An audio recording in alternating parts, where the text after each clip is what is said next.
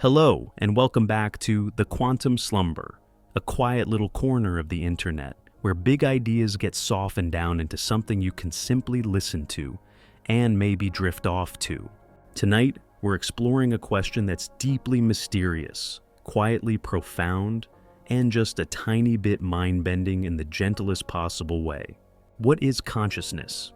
Really, not what do you think, but what is that inner noticing? The thing that experiences a thought and then notices it had a thought. The invisible someone behind the eyes that's been there your whole life, even on days when your brain feels like a busy browser with 20 tabs open. And I'll be honest, I do hope this episode doesn't keep you awake at 3 a.m., suddenly debating philosophy with your ceiling fan. But if it does, at least you'll be pondering something kind of beautiful. Because consciousness is the one mystery that follows you everywhere. You can't set it down on the table. You can't step outside of it. And yet, you can still turn around and try to understand it. We won't try to solve consciousness tonight. No pressure. This is more like a slow walk through a foggy museum, where the exhibits are questions and the lighting is very dim on purpose. Now, if you enjoy these calm, curious science rambles, the kind that feel a little like a lullaby for the thinking mind, you can gently tap the like button, not too hard. We don't want to startle the algorithm. And if you'd like to join us again for more sleepy journeys through quantum ideas, mind mysteries, and the strange edges of reality, a soft subscribe would mean a lot. And one more thing I always love asking: where are you listening from, and what time is it there right now?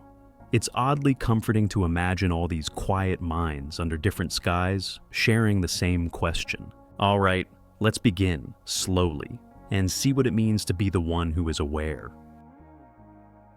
Imagine you're standing in front of a mirror, nothing dramatic, just an ordinary piece of glass doing its quiet job.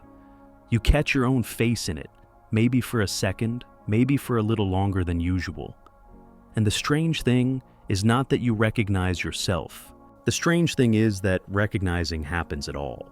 You don't just see a nose and a pair of eyes the way a camera would. You instantly get a sense of me. You notice tiny details, the angle of your hair, the shape of your mouth when you're tired, the way your expression shifts when you remember something mildly embarrassing from earlier, like a sentence you wish you could rewind and re-record. And then, almost automatically, thoughts start appearing. Not because you called them over, they simply arrive. A little commentary track running on top of the image. I look sleepy. I should drink more water. Have my eyebrows always done that? Why did I say that weird thing in that meeting? But here's the quiet, almost magical part. While the thoughts are talking, something else is happening too. There is an awareness that notices the thoughts. You can watch the little commentary form and dissolve. You can feel how it changes your mood. You can sense whether it's gentle or critical, helpful or noisy. And even if the thoughts are chaotic, even if they're bouncing around like popcorn, there is still a steady someone behind them. The one who can notice, oh, my mind is doing that again. That someone is what we're pointing to when we say the word consciousness. Not intelligence, not memory, not personality. Not the list of facts you know, or the opinions you've collected over the years like magnets on a refrigerator. Consciousness is the fact that there is an inner point of view. It's the difference between information and experience. A thermostat can register temperature. A phone can detect light. A computer can process language. But none of that automatically means there is a felt, private world happening on the inside. With you there is. And you don't have to do anything fancy to prove it. You can catch it in simple moments. Think about the way a warm drink feels when it hits your stomach, like a soft little light turning on inside. Think about the taste of chocolate, not the chemistry of it, but the taste itself, that immediate richness that doesn't need to be translated into words to be real. Think about the sensation of stepping into clean sheets, or the particular comfort of a hoodie you've had for years. Or the way a familiar song can bring a memory back so quickly, it feels like time folds for a second. Those aren't just data points. They're lived from the inside. Even emotions, which can be messy and inconvenient and occasionally dramatic, have that same intimate texture. Sadness isn't only a set of signals in the brain, it has a weight to it, a color, a tempo. Joy has a lift. Anxiety has its own restless buzz. And somehow, inside all of it, you remain present, aware that you are feeling. That's why consciousness is so hard to talk about, because it's the one thing you can't step outside of to observe cleanly. You can observe your thoughts, you can observe sensations, you can even observe your own personality, the way you might watch a character you've played for years. But the observer itself, that quiet "I'm here" behind everything, is slippery. The moment you try to grab it, it feels like trying to look directly at your own eyes without a mirror. And yet, you know it's there. Because right now, as you listen, you're not just hearing words, you're having an experience of hearing words. The meaning lands somewhere inside. You might notice agreement, curiosity, skepticism, or a warm kind of recognition. Even drifting off is an experience, the slow softening of focus, the gentle blurring at the edges of thought. This is why the mirror moment is such a good doorway into the question. A mirror shows you a face, sure, but it also quietly suggests something deeper. Behind the face is an experiencer. Behind the experiencer is an awareness that can reflect on itself. It's the mind noticing that it has a mind. And if you linger here for just a moment, you might notice something else that's almost funny. You can't feel your own consciousness the way you feel your hand or your heartbeat. You can't point to it like it's a physical object. And yet, it's the most intimate thing you have. It's closer than your name, closer than your memories. It's the space where your whole life appears, which raises an oddly sharp question. If consciousness is so immediate, so undeniable from the inside, why is it so difficult to explain from the outside? Because the moment we try to describe it scientifically, we run into a gap between the physical story of the brain and the private story of experience. And that gap is exactly where the mystery begins. There's a simple little fact that almost never feels strange until you stop and stare at it. Your brain is physical. It's made of cells and salts and water. It has blood flow and oxygen demand. It runs on electricity in the ordinary biological sense. Tiny voltage changes moving across membranes. If you zoomed in far enough, you'd find chemistry. If you zoomed in even farther, you'd find atoms, and the same basic physics that holds together a chair, or a spoon, or a distant rock on the moon. And yet, inside that physical system, something lights up. There is a felt world, a private inner movie that only you can watch. And that's where the puzzle begins. Because science is incredibly good at describing what matter does. It can measure signals, map networks, track blood flow, record spikes of activity like a little storm of meaning. It can tell you which regions tend to be involved when you see a face, or remember a song, or feel a rush of fear. But there's a different kind of question, sitting underneath all of those measurements like a smooth stone at the bottom of a clear river. Why does any of that activity feel like something from the inside? Why isn't your brain just a dark machine that does its work without anyone home? This is what philosophers sometimes call the hard problem of consciousness. Not, how does the brain process information? That's a complicated question, sure, but it's the kind of complicated science has learned how to chew on. The hard problem is stranger. It's the question of why experience exists at all. Why there is redness when you see a red apple. Why there is sweetness when you taste sugar. Why there is a particular sting to embarrassment. A particular warmth to relief. A particular soft ache to nostalgia that arrives out of nowhere when you smell something familiar. Those private first-person textures are often called qualia, a word that simply means the way something feels. And even if you've never cared for philosophy, you've met qualia every day of your life. You know the difference between reading the word coffee and actually tasting it. You know the difference between describing a sunset in a sentence and standing in front of it while the sky changes color in slow motion. You know the difference between hearing that a song is sad and feeling the way it presses gently on your chest when it plays at the wrong time of night. Qualia are not just information, they are the lived quality of experience. Now, here comes the part that makes people quietly uneasy, in the most interesting way. From the outside, Qualia are invisible. I can measure what your brain is doing while you taste coffee. I can record patterns, compare them to others, build models, make predictions. But the taste itself, the coffeeness in your mouth, is only accessible to you, and you can't hand it to anyone else the way you'd hand them a cup. It's private in a very deep way. That privacy leads to a thought experiment that's almost too smooth and simple, like a magic trick you can't unsee once you notice it. Picture a robot. Not a clunky metallic one that bumps into furniture. Something far more advanced. Something that looks and sounds like a person.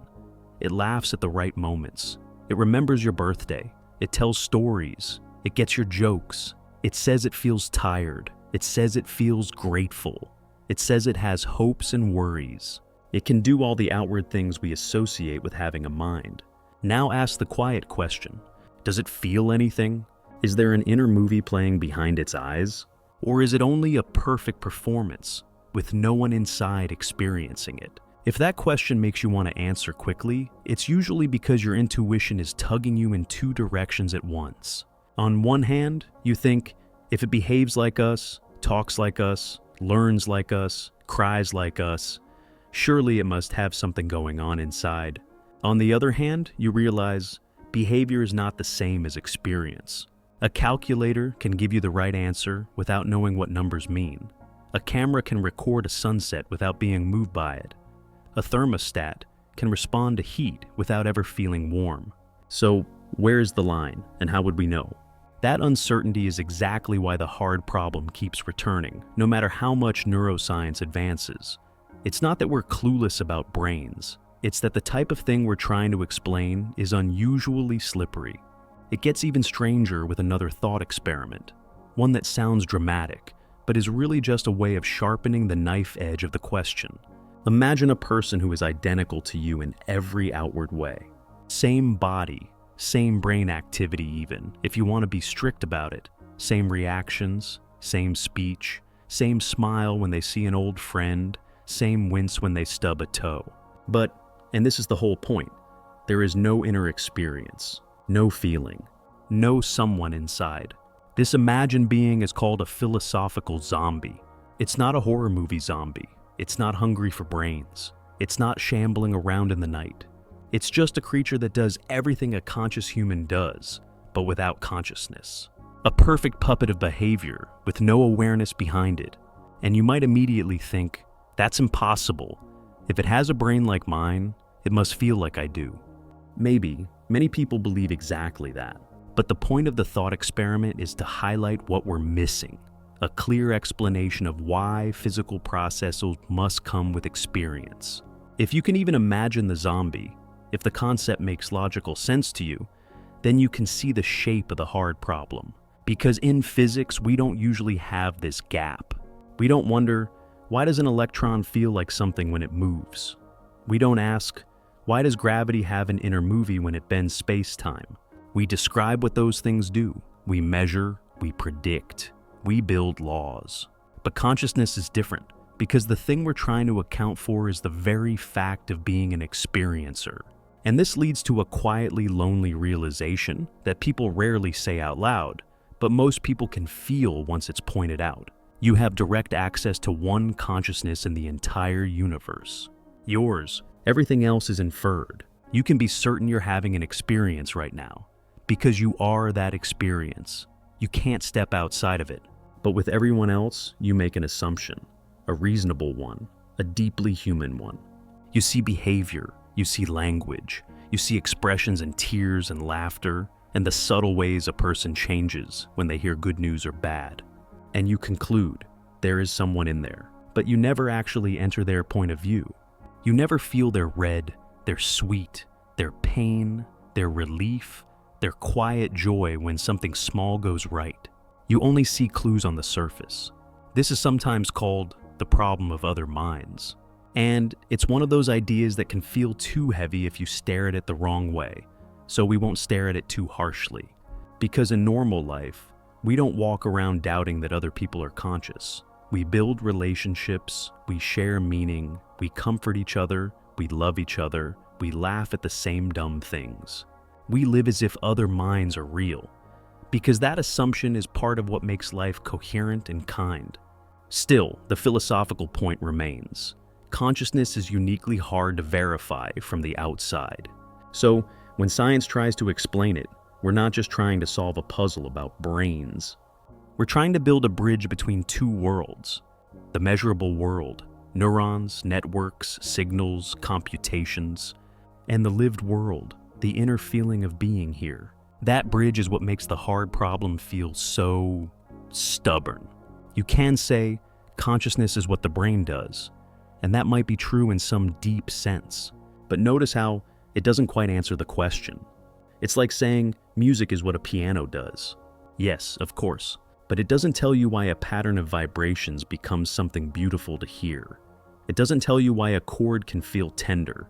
It doesn't tell you why one melody can make you feel like your whole life just sighed. Those are properties of experience. And experience is the very thing we're trying to understand. Now, there are a few ways people respond to this. Some say the hard problem is a misunderstanding, that once we fully explain the brain, the feeling will be explained too, even if it doesn't seem like it right now. Others say consciousness might be a fundamental feature of reality. Not magic, not supernatural, just something basic, like mass or charge, that shows up in certain organized systems. Others say the self is an illusion, that experience is real, but the sense of a single owner of experience is a story the brain tells. And some people simply shrug and say, it's weird, it might always be weird. What matters tonight isn't picking a team. What matters is letting the question do what it does best. Gently widen your perspective. Because once you start noticing the hard problem, you begin to see consciousness everywhere in your day. Not as a spooky mystery, but as a quiet miracle you've been living inside since you were born. Every ordinary moment becomes a little more interesting. The fact that color exists, the fact that sound feels like something, the fact that an idea can appear in your mind and then fade away like mist, leaving only a mood behind. And here's the twist. As strange as the hard problem is, it doesn't leave us helpless. Because even if we can't measure experience directly the way we measure temperature or weight, we can still look for patterns that travel with it. We can look for clues. We can compare moments when something is processed unconsciously versus consciously. We can study what changes when awareness seems to brighten and what changes when it dims. So, if we can't hold consciousness in our hands like an object, we can still learn its fingerprints. And that's where we'll go next. If you ever get the feeling that consciousness is an old mystery wearing a modern lab coat, you're not wrong. Long before brain scanners and psychology textbooks, people were already trying to name the thing that looks out through your eyes. They didn't always call it consciousness, of course. They used the language they had: breath, spirit, soul, mind, awareness, presence. But the question underneath was familiar. What is it that knows you're here? In ancient Egypt, the answer wasn't tucked into the skull the way we tend to imagine it today. The heart carried a special weight, not just as a symbol of love, but as a kind of center of personhood, the place where character, intention, and identity seem to live. And they didn't always think of a human being as one single, simple self. In some traditions, a person was described as a collection of parts: a name, a shadow, a life force, a spiritual essence. Pieces that could persist or change. In a way, it's surprisingly modern, not in the details, but in the instinct. That whatever a human is, it might be layered. Travel east, and the question opens in a different direction. In India, some philosophical traditions spoke of Atman, the inner self, and Brahman, the deeper reality beneath everything.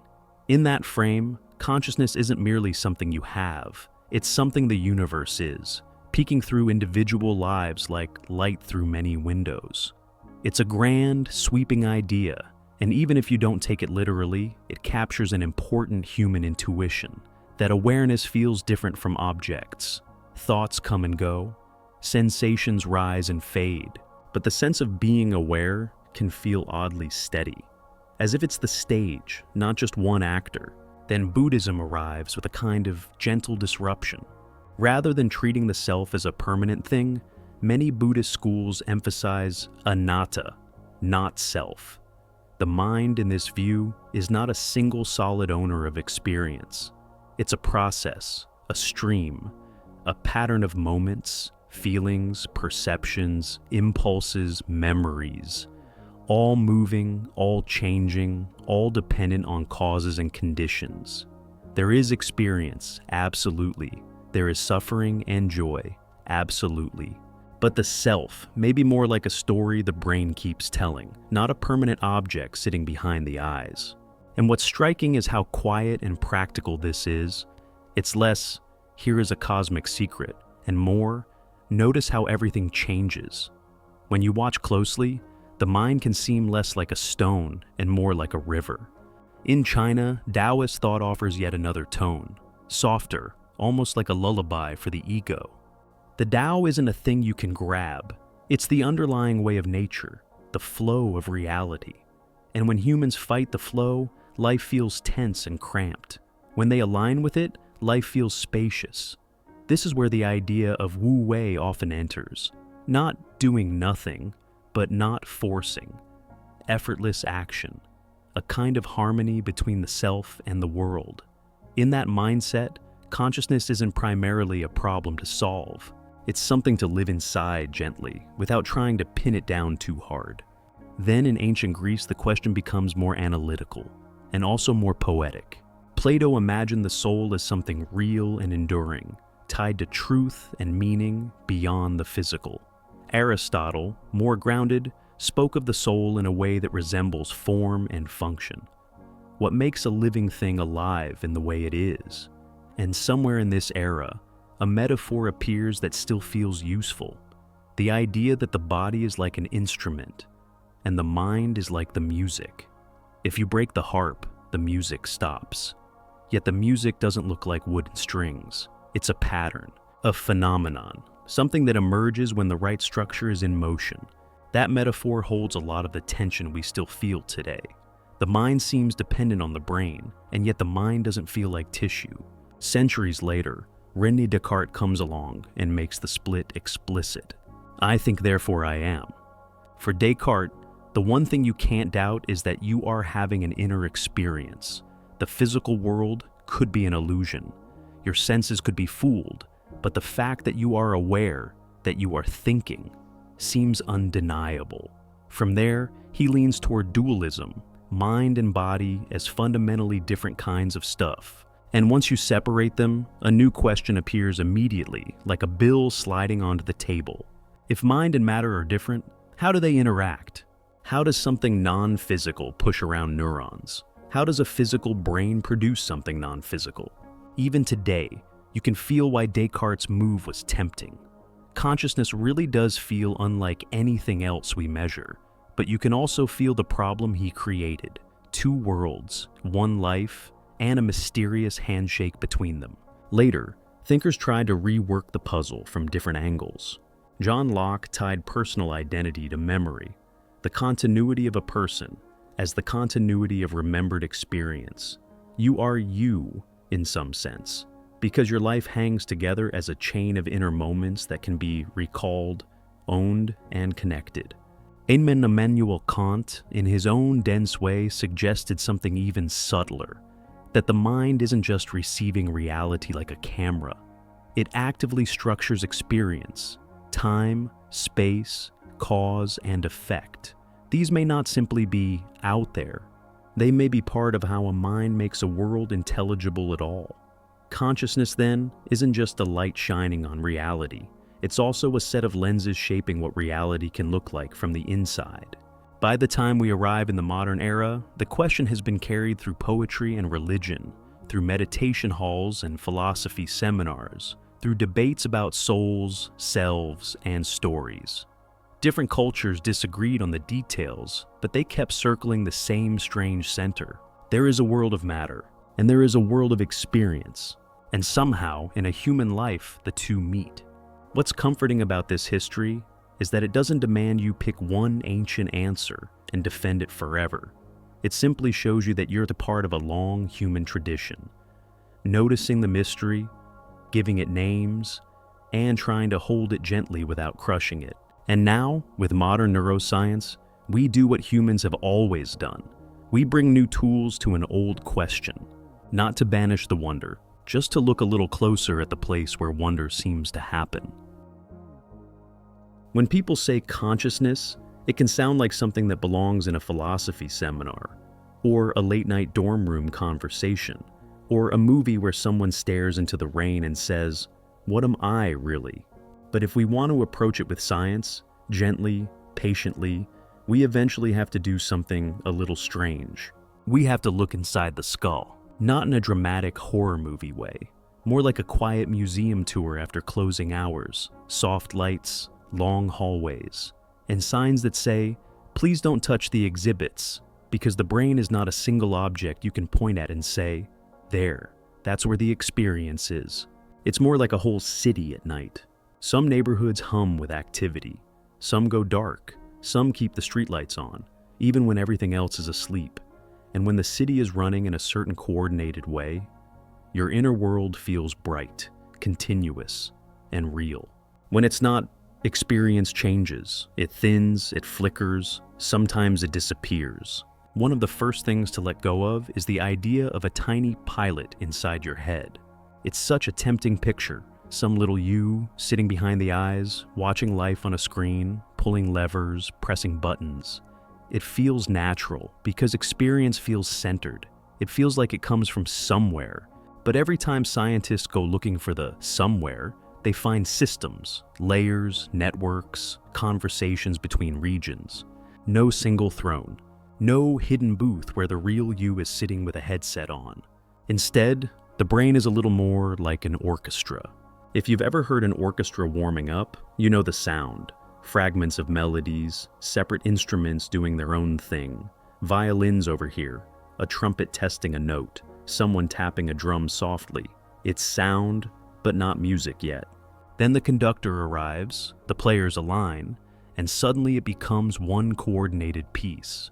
Not because one instrument became magical, but because timing and connection turned many parts into one shared performance.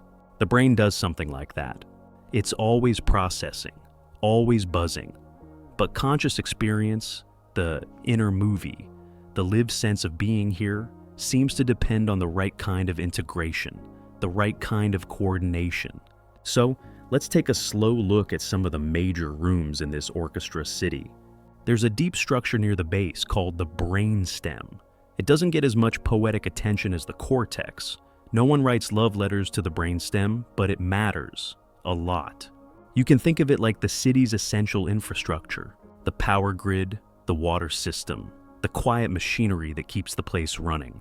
The brainstem helps regulate wakefulness and basic arousal, whether you're in a state where a consciousness can even happen. If the cortex is where the rich details of experience live, the brainstem is part of what decides whether the lights can turn on at all. Then there's something that surprises many people, the cerebellum. It sits toward the back, underneath the cortex, and it's packed, absolutely packed with neurons. Depending on how you count, it may hold the majority of neurons in the brain. And yet, damage to the cerebellum can seriously affect coordination and movement. But it often doesn't erase the everyday feeling of being conscious, which is fascinating because it hints at something important. Consciousness is not just about having a lot of neurons. It seems to be more about how information is connected and shared. The cerebellum is like a specialized department that's brilliant at fine-tuning movement and prediction, but it may not broadcast its work into the same kind of unified stage of awareness. And that brings us to the region that gets most of the spotlight, the cortex, the wrinkled outer layer, the part that, in drawings, looks like a walnut that learned how to think. The cortex is deeply involved in the things that feel most like you. Perception, language, planning, memory, imagination, self-reflection. It's where the brain builds detailed models of the world, and somehow turns those models into experience. But even the cortex isn't one place, it's a landscape. Different areas contribute different pieces: vision, sound, touch, meaning, emotion, social understanding. And what you experience in any moment seems to depend on how these areas are interacting. That word, interacting, is everything. because the brain doesn't work like a row of dominoes. It works like a conversation. Signals loop forward and back. Regions influence each other. Predictions get sent downward. Evidence gets sent upward. And when those loops are strong enough, when the conversation becomes stable and shared, experience becomes vivid. And right near the center of the brain, connecting and coordinating, is a structure that often gets described as a relay station, the thalamus. Imagine a grand central station in the city, not just passing messages along, but shaping traffic, helping decide what gets through, what gets amplified, what gets quieted down.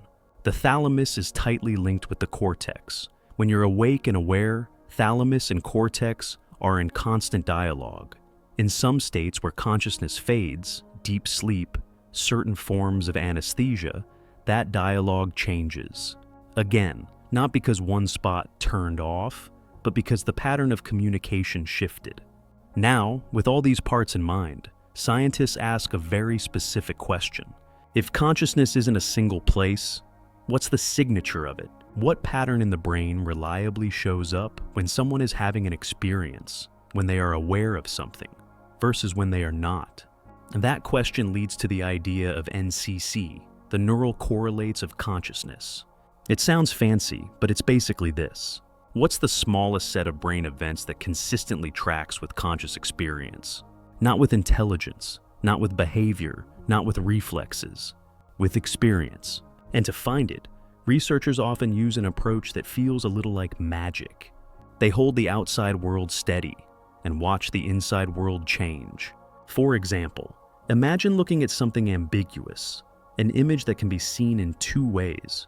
Your eyes receive the same input, moment after moment. The light hitting your retinas doesn't change.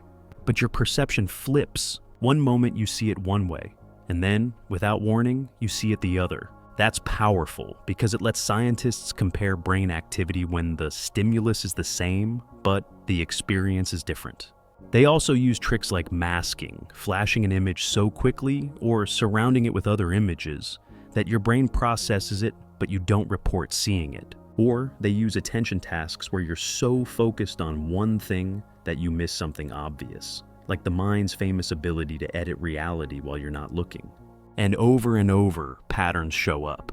Not in one single consciousness spot, but across networks, especially in regions that help integrate information, front and parietal areas, and the broader interactions that allow a perception to become reportable, stable, and globally available. You can think of it like this. Your brain is constantly doing background work. It measures edges and motion. It recognizes faces. It predicts what comes next. It translates sound waves into words. It adjusts your posture without asking. A lot of that happens without you feeling it as a clear experience. But when something rises into consciousness, it's like it steps onto a stage where many systems can access it at once. Memory can grab it. Language can name it. Attention can hold it. Decision-making can use it. Emotion can color it. The experience becomes not just processed, but shared. And that shared availability is one of the clues scientists keep circling back to. Because in many experiments, brain regions involved in raw sensory processing can light up even when the person says, "I didn't see anything." But when the person did see it, when it crossed the threshold into experience, broader coordination tends to appear. It's not always identical across studies. Consciousness research is messy, and honestly, the brain refuses to behave like a clean textbook diagram. But the general theme is surprisingly consistent. Conscious experience seems less like a single spark, and more like a pattern that stabilizes across the system. Which brings us to a gentle but important distinction. The brain can process information without you experiencing it, and that's not just a weird edge case. It's a common feature of being human. You can drive on a familiar road and realize you don't remember the last 5 minutes. Your brain was steering, adjusting speed, reading signs, processing a whole world, while you were somewhere else. And then suddenly you come back, not because a pilot jumped into the seat, but because the brain's coordination shifted, the inner stage brightened, the reportable unified stream returned. And if that sounds almost too ordinary to be profound, it's worth pausing on, because it suggests that consciousness is not a thing you either have or don't have, like a coin in your pocket. It's more like a mode the brain can enter, a way the city lights arrange themselves, a way the orchestra finds a shared tempo. And once you start thinking that way, the brain becomes less like a container for a ghost, and more like a living system that can produce different kinds of inner worlds, depending on how its parts cooperate. Which is where things get truly strange, because there are moments, real, documented moments, where the brain's cooperation changes in ways that slice experience into unexpected shapes. Cases where vision works without seeing, where one mind may behave like two, where awareness is present, but trapped behind a silent body. And when you hear those stories, the question stops being abstract. It becomes personal, and quietly mind-bending. There's a kind of evidence you can't get from a brain scan alone. Not because the scanners aren't impressive, they are, but because consciousness isn't just a glow on a screen. It's the felt side of life, the private side, the part that happens to someone. So, one of the most revealing ways to study consciousness is to listen to situations where the usual relationship between brain, behavior, and experience becomes oddly mismatched. Not in a sensational way, more in the way a familiar song sounds different when one instrument drops out. Still recognizable, still structured, but suddenly you can hear what that instrument was doing all along. These are the case files that make consciousness research feel less like a tidy diagram and more like a gentle mystery. And the first one begins with a strange sentence that sounds like a contradiction. I can't see it, but I can guess where it is. This phenomenon is called blind sight. It tends to happen after damage to certain parts of the visual system, often areas in the back of the brain that normally support conscious visual experience. A person might report being blind in part of their visual field. If you ask them what they see over there, they'll tell you. Nothing. Darkness, absence. But then researchers do something simple. They ask them to guess. A light flashes in the blind area, or a shape appears, or something moves. And even though the person insists they can't see it, their guesses come out better than chance. Sometimes far better. It's as if the brain is still processing visual information, but the person's experience of seeing never arrives. It's almost like a mailroom is still receiving packages, sorting them, stamping them, sending them onward.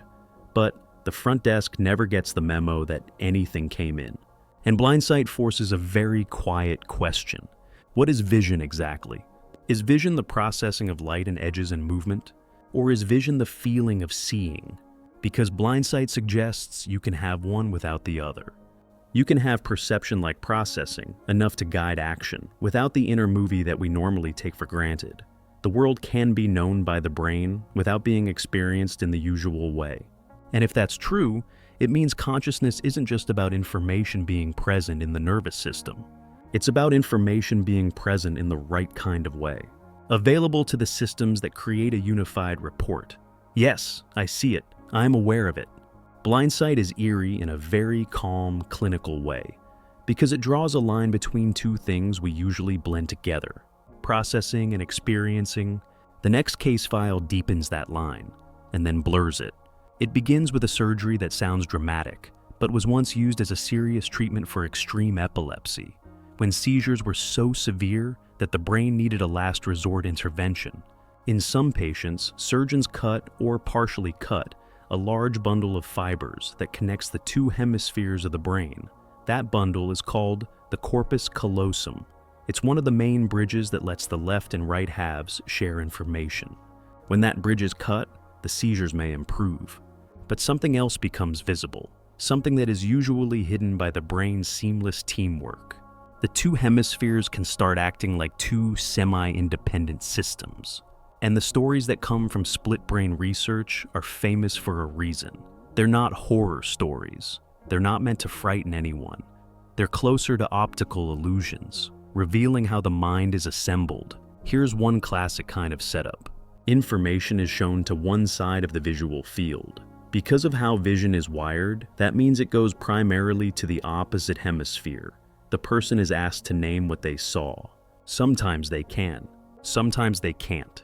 If the information goes to the hemisphere that controls language in that person, often the left hemisphere, then the person can describe it. It was a key, or it was a circle, or it was a word. But if the information goes mostly to the other hemisphere, the person may say they saw nothing, or they may struggle to name it. And yet, their body can still respond.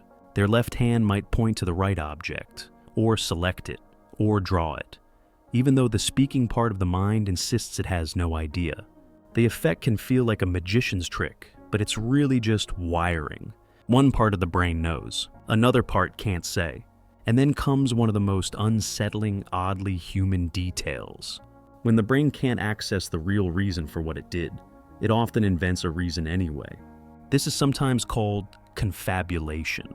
Not lying exactly, but storytelling. A quick narrative that stitches actions into something coherent. If someone's hand reaches for an object they didn't see, and you ask them why, they might say something casual like, "Oh, I just felt like choosing that one." Because the brain hates gaps. It would rather tell a neat story than admit, something happened inside me that I can't fully explain. And that, honestly, is one of the most important lessons split brain research offers. The self we experience, the narrator, may not be the full committee. It may be the spokesperson. The brain is a society of processes, and you are the part that gets the press releases. Which raises a question that's both scientific and strangely intimate. If different parts of the brain can hold different information and even generate different responses, is consciousness one thing? Or can it be, under certain conditions, divided into multiple streams? Researchers debate exactly what split brain patients experience internally. Many patients live normal lives and report feeling like a unified person.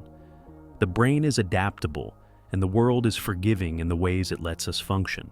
But these experiments reveal that unity is not a guaranteed default. It's something the brain builds by integrating, sharing, coordinating. When that coordination is disrupted, you can glimpse the seams.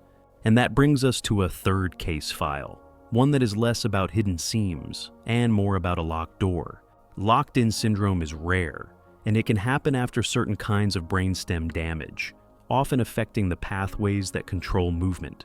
In its classic form, a person can be fully awake and aware, but unable to move most of the body or speak. What makes it so important for consciousness research is that it flips a common assumption on its head. We often treat communication as a sign of consciousness.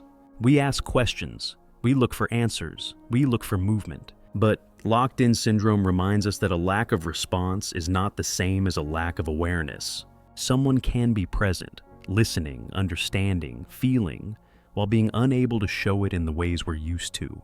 In many cases, small movements remain, sometimes eye movements or blinking, and with care, people can communicate in yes or no patterns. It can be painstaking, slow, but it proves something powerful. Consciousness can exist even when expression is almost entirely blocked. And that realization has shaped how clinicians think about patients who can't respond in typical ways. It has also inspired technologies, brain-computer interfaces, and communication systems that try to detect signals of intent when muscle movement isn't possible. Now, it's important to be gentle here, because not every condition that looks like no response is the same. Coma, vegetative states, minimally conscious states, these are complex categories with real medical nuance. But the lesson, once again, circles back to the same theme. Behavior is not a perfect measure of experience. A person can process without experiencing, as in blind sight. A person can experience in a divided or hidden way, as split brain studies suggest. A person can experience fully, but be unable to demonstrate it through movement, as in locked-in syndrome. And when you place these case files side by side, they begin to form a quiet pattern. Consciousness seems to depend on more than raw information. It depends on access. It depends on integration. It depends on whether information is woven into the wider fabric of the mind, into the systems that create a unified, stable perspective. That's why these cases are so valuable to researchers. They act like natural experiments. They show what happens when one ingredient is present and another is missing. They also soften our certainty about the boundaries of the conscious mind. We tend to imagine consciousness as a bright light that is either on or off, but these stories suggest something more like a dimmer switch, or maybe a room with multiple lamps. Sometimes one lamp is on, another is off, and the room looks different. Sometimes the room is lit, but the door is locked and no one outside can tell. Sometimes the room is full of activity, but the spotlight, the felt seeing, never arrives. And this is where the scientific question becomes almost poetic again, without needing to drift into mysticism. If consciousness is a pattern, if it's something the brain does rather than something the brain contains, then we should expect it to vary across states, across conditions, across species, across moments. We should expect gradients, not just conscious and unconscious, but shades of presence, degrees of clarity, different kinds of inner light. And once you start thinking that way, everyday life begins to look like a spectrum too. There are moments when you're sharply awake, vividly present, taking in details. There are moments when you're functioning, but the world feels slightly distant, like you're moving through it on habit. There are moments when your mind narrows into one task and the rest fades. And then, of course, there are the moments when you begin to drift, when the brain changes its rhythm, its coordination, its way of weaving the world together. In that drifting, the case files stop feeling like strange exceptions. They start feeling like clues, pointing toward a larger truth. Consciousness isn't one single switch in the brain. It's a living range of states, a shifting pattern of connection, a kind of ongoing negotiation between what the brain is doing and what the mind is able to feel. And with that in mind, it becomes natural to step back and ask a calmer, broader question. What does consciousness look like across an ordinary day, from bright waking to flow to autopilot to sleep? Most of the time, we talk about consciousness as if it's a single thing, like a lamp that's either on or off. But if you pay attention to your own day, you already know that isn't how it feels. Your awareness changes texture the way weather changes. Sometimes it's crisp and bright. Sometimes it's hazy and thin. Sometimes it narrows into a tunnel, and sometimes it spreads out like a wide sky. And those shifts aren't just poetic descriptions, they're clues. They suggest consciousness is less like a switch and more like a spectrum, a living range of states. Think about the simplest version of waking life. You open your eyes, and the world arrives instantly, already organized. Objects have edges, rooms have depth, time has direction. You don't receive reality as a flood of raw data. You receive it as a calm, edited story.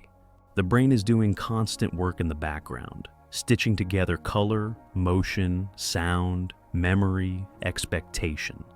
And what you experience, what you call being awake, is the finished weave. It feels effortless, but it isn't.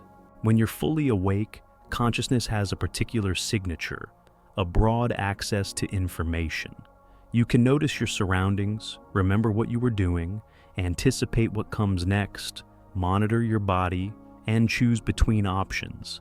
You can shift attention from the sound of an air conditioner to a thought in your mind, to a feeling in your chest, to the glow of a phone screen, like moving a flashlight across a room. And that flashlight metaphor is useful because even in waking life, you don't experience everything equally. You have a spotlight. Right now, there are countless sensations happening in your body. Pressure where you're sitting, the weight of your clothes, tiny temperature gradients on your skin. But unless attention points there, most of it stays outside the center of experience. It exists as background, like music in a cafe. You only notice when it stops. So even in the on state, consciousness is already shaped by selection. And once you start noticing that, you begin to see how many kinds of waking consciousness there really are. There's the version of you in a quiet moment, present, reflective, able to hold a thought gently without needing to act on it. There's the version of you in a busy moment, goal-directed, scanning, prioritizing, constantly updating the plan. There's the version of you in stress, where the mind contracts, the world becomes sharper and narrower, the brain pours resources into whatever seems urgent, and everything else becomes fog. And then there's one of the most interesting and often most pleasant variations of waking life: flow. Flow is that state where the sense of me softens. You're still there, obviously. You're not unconscious, you're not asleep, but you're no longer hovering above your experience narrating it. You're inside the activity. Athletes describe it, musicians describe it, writers describe it. Even people doing something simple, cooking, drawing, fixing something with their hands, sometimes slip into it. In flow, attention becomes beautifully narrow, but not tense. It's absorbed. Time behaves oddly. Minutes can pass like seconds, or the opposite. The inner critic quiets down. The brain stops constantly checking itself in the mirror of thought. And what's fascinating is that flow seems to be a sweet spot between control and letting go. Too much self-monitoring can break it. Too much distraction can break it. Flow is what happens when the brain's resources align, when the task has just enough challenge to hold you, and just enough familiarity to let you move smoothly. In a way, flow is a reminder that consciousness is not only about being aware of the world, it's also about being aware of yourself as a self. And sometimes that self-awareness fades without fading awareness itself. You can still see, hear, feel, respond. But the "I'm doing this" voice becomes quieter. That's one kind of dimming. Another kind is more common and more eerie in hindsight: autopilot. You've probably had a moment like this while driving a familiar route. You arrive somewhere and realize you don't remember the last few turns. You were watching the road. You were obeying lights. You were staying in your lane. Your body did the whole performance. But your conscious memory of it is thin, like a dream you can't quite hold on to. This is often called highway hypnosis, but it isn't hypnosis in the stage show sense. It's closer to efficiency. The brain is excellent at turning repeated behaviors into smooth programs. And when a program runs well, it doesn't always require the full spotlight. Autopilot is a state where awareness is present, but reduced in richness. The mind is less likely to form strong, explicit memories. Your internal narrator is quieter. The sense of time passing becomes less distinct. It's as if consciousness has lowered its resolution to save energy, like streaming on a weak connection. And that image isn't far off. The brain is an energy-hungry organ. It's constantly balancing costs and benefits. Full, vivid, reflective consciousness is powerful, but it's expensive.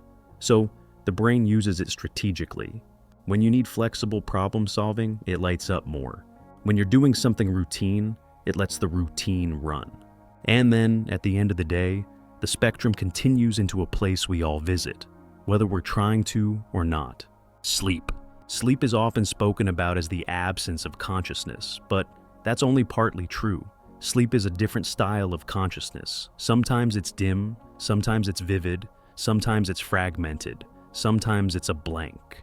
And the transition into sleep is one of the clearest demonstrations that consciousness is not a single on-off phenomenon, because you can feel yourself drifting. At first, you may still be aware of the room, the bed, the sounds outside. Your thoughts continue, but they begin to loosen. They become less disciplined, less linear. One thought doesn't lead logically into the next. Rather, it slides. Images may appear, little flashes of scenes, a phrase you didn't choose, a memory that doesn't quite fit. This is the edge where waking consciousness begins to dissolve into something else. In early sleep, what researchers often call the lighter stages, consciousness can still have content, but it becomes more dreamlike, less anchored to the outside world, less governed by the rules of deliberate attention. If you wake someone during this period, they might say, "I was just thinking," or "I was kind of drifting," or "I wasn't asleep," and they'll mean it. Because the inner experience can be vague. It can feel like a hallway between rooms. As sleep deepens, consciousness often becomes less reportable. Not necessarily because nothing is happening, but because the brain's ability to integrate and store experience in a way you can later describe seems reduced. Deep sleep is the state many people associate with nothingness. You close your eyes, you open them again, hours vanish. From the inside, it can feel like a clean cut. But even here, the brain is not inactive. It's doing a different kind of work, regulating, restoring, coordinating. And the mind in deep sleep tends to be quieter, more minimal, less likely to generate vivid narratives. The spotlight dims dramatically. Then, later in the night, the spectrum swings again. The brain enters a state that looks, in some ways, closer to waking, at least on certain measures of activity. This is REM sleep. REM is famous for dreams, and for good reason. The vivid cinematic dreams people remember often come from REM. Not always, but often. And REM is one of the strangest combinations nature has invented. Because while the brain can be highly active, creating stories, emotions, social scenes, impossible physics, the body is largely prevented from acting them out. That feature is sometimes called rematonia, a kind of paralysis of most skeletal muscles. The word paralysis sounds scary, but in typical REM sleep, it's protective. It's the brain's way of keeping you safe while the mind runs simulations. It's as if the brain says, we're going to let the imagination sprint, but we're going to keep the body in bed. When it works normally, you don't notice it at all. You simply dream. But from a consciousness perspective, REM is extraordinary because it shows that you can have a rich inner world with minimal input from the outside world. You can see faces, hear music, feel fear or joy, experience motion, while lying still in a dark room. That tells us something important. Conscious experience is not only a reflection of the environment, it's something the brain can generate from within. In waking life, the brain is constantly checking its models against sensory input, correcting, updating, anchoring. In REM dreaming, that anchoring loosens. The brain's internal storytelling can become the main reality for a while. And that is why dreams can feel so real while they're happening. The same emotional circuits can be involved, the same social instincts, the same sense of being someone in a world. The difference is that the reality check systems may be softer, or at least differently balanced. The inner narrator that normally says, wait, that can't happen, may be quiet. So you accept the impossible as normal. A hallway becomes an ocean. A childhood friend becomes a stranger without explanation. You fly, not as a miracle, but as a casual detail, like noticing you're wearing shoes. When you wake, you recognize the strangeness. But while dreaming, the mind is simply experiencing. And across the night, you move through these states in cycles, like tides. This is why it can be misleading to talk about sleep as one single thing. Sleep contains multiple kinds of consciousness, from almost waking drift, to deep quiet, to vivid inner cinema. And when you look at the whole spectrum, waking, flow, autopilot, sleep, you begin to see a theme that fits beautifully with the case files we explored earlier. Consciousness seems to depend not just on whether the brain is active, but on how it is coordinated. In wide-awake clarity, many systems share information smoothly. In flow, the sharing is focused and efficient, while self-narration fades. In autopilot, behavior can continue while reflective awareness thins. In deep sleep, the integration that supports reportable experience may be minimal. In REM, integration returns in a dreamlike form, rich internally, detached externally. So rather than asking, are you conscious or not, a better question might be, what kind of consciousness is present right now? How wide is the spotlight? How stable is the sense of self? How tightly is the inner world connected to the outer world? And once you begin asking those questions, you realize that consciousness isn't rare. It's not a special jewel only present in one pristine state.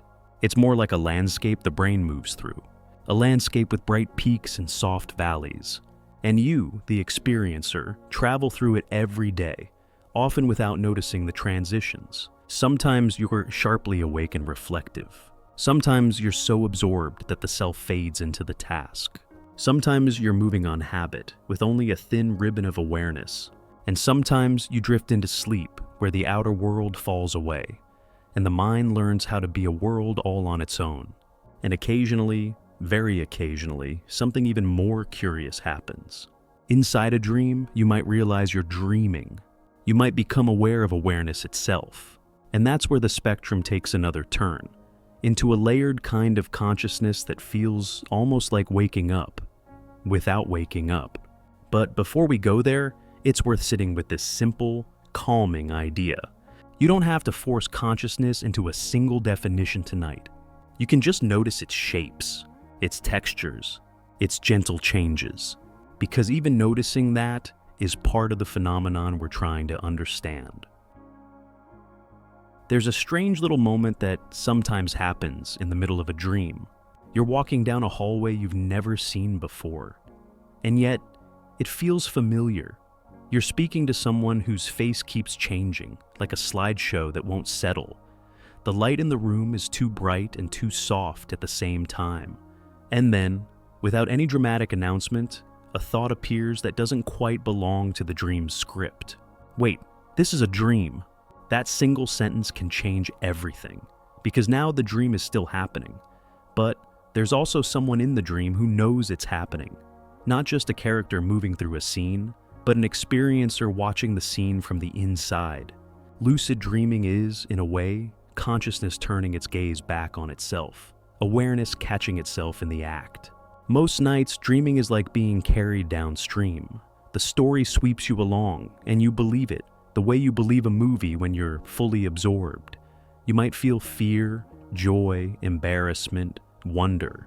You might make choices, but you rarely question the stage, the lighting, or the fact that the whole world appeared without explanation. Lucidity is different. It's not necessarily about controlling the dream or flying on command or doing anything spectacular. Those are the stories people like to tell. The quieter reality is more interesting. Lucidity is simply the return of a certain kind of knowing, a gentle clarity. The mind realizes, I'm in an experience that my brain is generating right now. And that realization is fascinating because it reveals something about consciousness itself. In ordinary waking life, you don't usually feel your own perception being built. You don't notice your brain stitching together color, depth, and meaning. You just receive a world that seems out there, stable, and continuous. Dreams expose the construction. In a dream, the world is not out there. It's inside. And yet it still feels like a world, often rich, emotional, and strangely coherent. So coherent that you can forget completely that you're asleep in a bed somewhere, breathing quietly in the dark. That's why lucidity feels like a small miracle. It's as if the brain, for a moment, runs two modes at once, the immersive dream and the reflective observer. Researchers have been curious about this for a long time, because it's one of the rare states where subjective experience becomes a little easier to study. Normally, the problem is simple. Experience is private. You can't open a window and look inside someone's inner movie, but lucid dreamers can sometimes communicate from within the dream.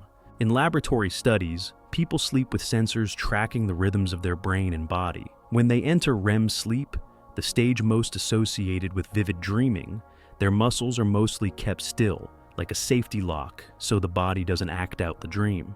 But the eyes are an exception. The eyes can still move beneath closed lids, tracing little arcs as the dream unfolds. And some lucid dreamers, once they become aware they're dreaming, can deliberately move their eyes in a prearranged pattern. Left, right, for example. A small signal that can be detected from outside. It's a strange thought.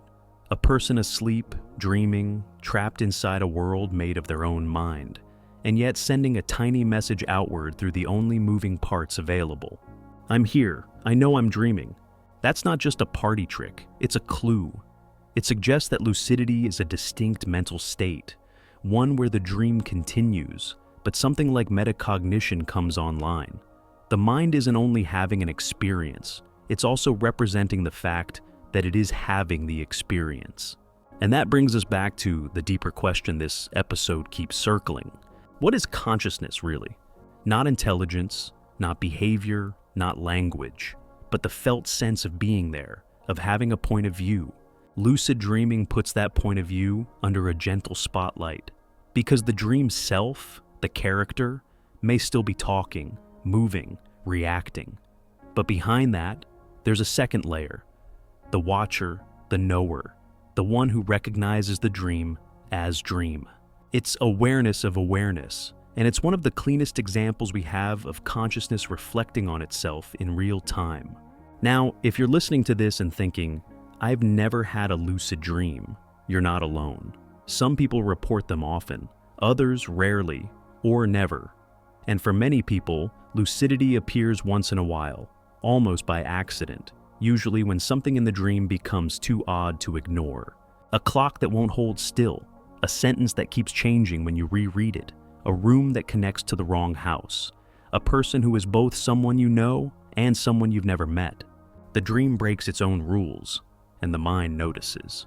That noticing is important because it hints that lucidity isn't an exotic superpower. It's more like a cognitive ingredient that sometimes returns during REM sleep. The capacity to question, to reflect, to recognize your own mental state. In waking life, you use that capacity all the time. You think about what you're thinking. You notice when you're distracted. You catch yourself daydreaming in class or drifting during a meeting, and you return. You have the ability to step back from the stream. Dreaming usually removes that step. Lucidity brings it back. Some brain imaging studies suggest that lucid dreaming involves changes in areas associated with self-reflection and executive function, regions that tend to be less active in ordinary REM dreaming. In simple terms, the dreaming brain is highly creative, emotional, and visually rich, but not especially skeptical. It's a storyteller that doesn't fact-check. Lucidity looks like a small surge of the fact-checker returning. Not enough to wake you up, not enough to switch off the dream, just enough to shift your relationship to the experience. And what's beautiful is how gentle that shift can be. People often imagine lucid dreaming as control, like you become the director of the dream. But many lucid dreamers describe something quieter, a calm sense of presence, a feeling of standing in the dream and simply observing it, almost like watching weather move across an inner sky. You can look at a dream landscape with a kind of awe, because you realize it's not a place you traveled to. It's a place your brain produced, whole cloth, out of memory, emotion, and imagination. A mountain made of neurons, a sunset made of chemistry, a conversation made of patterns. And yet it feels like something. That yet is doing a lot of work. Because the hard mystery we keep running into is not that the brain can generate images. Computers generate images. The mystery is that the images are experienced, that there is an inner point of view where the dream appears. Lucidity doesn't solve that mystery, but it sharpens it, like wiping fog from a window. It shows you directly that a convincing world can arise inside the mind. It shows you how easily we accept a reality when we're immersed in it, and it shows you that something in you, the observer, can sometimes become aware of the immersion itself. That last part matters beyond dreams. Because if consciousness can recognize a dream as a dream, then consciousness is not identical to the content of experience. It's not just the images, the thoughts, the emotions. It's the relationship to them, the knowing that they are happening. And once you've felt that, even once, it's hard not to wonder about waking life too. How much of waking reality is raw sensation, and how much is interpretation? How much is out there? And how much is your brain's best guess? How often are we moving through our days in a kind of gentle autopilot, believing the story in our heads without noticing it's a story? Lucid dreaming is like a rehearsal for a very subtle skill, stepping back inside experience without leaving it.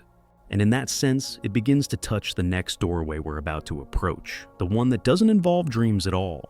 Because there are states where the mind becomes quiet, not through sleep, but through stillness, where the inner narrator softens, where the sense of self becomes less like a loud headline and more like a faint watermark. Some people find that doorway through meditation. Others stumble into it in moments of deep calm, watching rain on a window, listening to a distant train, or lying awake for a few seconds before sleep when thoughts loosen their grip. Lucid dreaming shows that awareness can brighten inside the dream. And the next question is whether that same awareness can become spacious and steady, even when the mind is awake. There's a kind of quiet bravery in simply sitting still. Not the dramatic kind you see in movies. No storms, no speeches, just the small human choice to stop chasing the next thought for a moment and notice what's already here. Because if tonight's question is consciousness, then meditation is one of the rare places where the question feels close enough to touch. Most of us spend our days inside a running story. The story narrates everything. What you said earlier, what you should have said, what might happen tomorrow, what that look meant, what that email implied, what that memory proves about you. It's not evil, it's useful. It helps you plan, socialize, survive. But it can also become a constant commentator, like a radio you forgot you left on, always talking, always filling the silence with something that sounds important. And what meditation does, at least in its simplest, gentlest sense, isn't to destroy that story. It just turns the volume down. Sometimes only a little. Sometimes for a moment, the story stops mid-sentence. And you realize there's still something here, even without narration. There's still experience, still presence, still awareness. Like, the room doesn't vanish when you stop describing it. In modern neuroscience, there's a name that gets brought up a lot when we talk about this inner narrator, the default mode network. The default mode network, often shortened to DMN, is not a single consciousness center. It's more like a set of brain regions that tend to be active when you're not focused on a specific task, when you're resting, when you're daydreaming, when you're remembering the past, imagining the future, replaying conversations, thinking about yourself as a character moving through time. It's the network that helps you build me, not your body, not your name on a driver's license, the felt you, the autobiography, the inner voice, the running sense that you are someone with a past and a future, located inside your own life. And that's why the DMN is so fascinating in a conversation about consciousness. Because consciousness is larger than the story, but the story often feels like consciousness. It's so loud, so familiar, so persistent, that we mistake it for the whole sky when it may be more like weather moving through it. Researchers have found that certain forms of meditation are associated with changes in this default mode activity, often a quieting of the constant self-referential churn, and a shift toward networks involved in attention and present moment awareness. The details depend on the person, the practice, and the study, but the pattern is suggestive. When the DMN calms down, many people report something surprisingly consistent across cultures and across centuries. They report spaciousness, not empty in a scary way, more like the difference between a cluttered desk and a clear table, or the difference between a crowded freeway and a late-night road with only a few gentle headlights in the distance. The mind is still a mind, thoughts still appear, feelings still rise and fall, but there's more room around them. And that space matters because it changes the relationship you have with your own experience. A thought is no longer a command. A feeling is no longer a verdict. The inner narrator becomes just another sound in the room. If you listen closely, you can almost feel how the brain might make this shift. Most of the time, the mind grabs experience and immediately labels it. This is boring. This is dangerous. This is me. This is mine. This means something. The label arrives so fast it feels like reality itself. Meditation, in many traditions, is the slow learning of a different timing, the noticing of sensation before the label, the awareness of emotion before the storyline, the recognition that thinking is happening without needing to climb inside every thought like it's a house you must live in. And it's not mystical to say that, it's just careful observation. You can see it in small moments outside meditation too. You know that instant when you wake up and for a few seconds you don't remember who you are? Not in a frightening way, just a blank soft pause. No worries yet, no plans yet, no identity story fully loaded. Then the mind boots up and the me returns with all its tabs open. Meditation is like visiting that pause on purpose. Not to escape life, not to abandon your responsibilities, just to remember that the pause exists. And that consciousness might not require the whole autobiography to be running at full speed. Different practices describe this in different languages. In some Buddhist traditions, there's emphasis on impermanence. everything arising and passing, including the sense of self. In Taoist thought, there's a gentle respect for effortless alignment, less pushing, more flowing. In Hindu philosophy, there are ideas of awareness as fundamental, with the changing mind as a surface pattern. And if you step back from the vocabulary, the themes rhyme. There is a knowing that seems to remain even as thoughts come and go. Science doesn't have to agree with every metaphysical conclusion to find that interesting. Because even if we take a very practical view, no cosmic claims, no spiritual promises, meditation still gives us a kind of laboratory. Not a lab with microscopes and test tubes, but a lab of attention. A place where you can observe what the mind does when it isn't constantly fed with tasks. And what the mind often does is wander. The DMN loves wandering. It time travels. It rehearses. It narrates. It predicts. It judges. It compares. It builds a model of you, and then it keeps checking that model against everything that happens. That's useful until it isn't. Because the same system that helps you plan can also keep you awake at night, replaying the same scene like a movie that refuses to end. It can turn a small mistake into a permanent identity. It can turn uncertainty into a flood of what-if scenarios that feel urgent simply because they're loud. So, when meditation reduces that self-focused loop, even briefly, people often describe relief. Not a forced happiness, more like unclenching. And here's the part that quietly links meditation back to our bigger question. When the self-story becomes less dominant, consciousness doesn't disappear. It can even feel clearer. Colors might seem more vivid. Sounds might feel more distinct. The sensation of warmth might be easier to notice. Not because the world changed, but because the mind is spending less energy narrating and more energy simply receiving. It's almost like the difference between watching a film with constant commentary turned on versus hearing the film's actual soundtrack. The commentary can be clever, but it's not the same thing as the experience. And in that simpler mode, just experiencing, there can be a surprising sense of being awake, even in stillness. Some researchers talk about this in terms of attention systems becoming more stable, or the brain's networks communicating differently. Some talk about increased meta-awareness, noticing the process of mind itself, and some simply stick to the human description. It felt like I was here without so much effort. And if you've ever had that even once, you know why so many people keep returning to it. Not because it makes you special, but because it reminds you of something that was always true. Thoughts are events, feelings are weather, and awareness is the sky that can hold them. Of course, this isn't a magical switch. Nobody becomes perfectly serene forever. The mind is going to mind. The story returns. The narrator clears its throat and starts talking again. But after you've seen the narrator as a narrator, it's harder to mistake it for the whole of you. And that shift, small as it is, makes the mystery of consciousness feel more nuanced. Because if consciousness can be present with a loud self-story, and also present when that story quiets, then maybe the self is not the generator of awareness, but one of its most elaborate creations. A beautiful interface, a helpful character, a convincing voice. Not necessarily the deepest layer. And once you start seeing consciousness as layered like that, you also start noticing how many ways it can change, softly, chemically, medically, or suddenly, without asking your permission.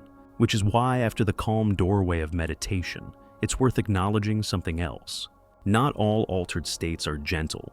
Some arrive from molecules, some arrive from medicine, some arrive in hospital rooms, in quiet countdowns, and in blank spaces you can't remember. And the contrast between those states and this calm, spacious awareness may tell us something important about what consciousness is, and what it depends on. There's a reason this part of the story can feel a little uncanny. Meditation is a doorway you can walk through gently, by choice, by attention, by patience. But there are other doorways into altered consciousness that don't always feel gentle at all. Some arrive through chemistry. Some arrive through medicine. Some arrive as a sudden blank spot in your timeline, like a page that was quietly removed. And what's strange is this: even when the self feels quieter or missing or scrambled, something about awareness can still persist or vanish or return in ways that are surprisingly hard to predict. That's where psychedelics, anesthesia, and coma begin to matter. Not as entertainment, not as a trend, but as clues. They're not the same kind of clue, and they shouldn't be treated the same way. But together, they press on the same mystery from 3 different angles. Psychedelics are often described in dramatic language: visions, revelations, cosmic meaning, and it's easy for the conversation to slide into mythology. Tonight, we'll keep it simple and scientific. In research settings, classic psychedelics like psilocybin or LSD are known for reliably altering perception, emotion, and the sense of self. People report colors that feel louder, patterns that feel more significant, time that stretches or folds, and thoughts that can feel less like my thoughts and more like weather passing through. Sometimes the experience is described as beautiful. Sometimes it's described as unsettling. Sometimes it's both in the same hour.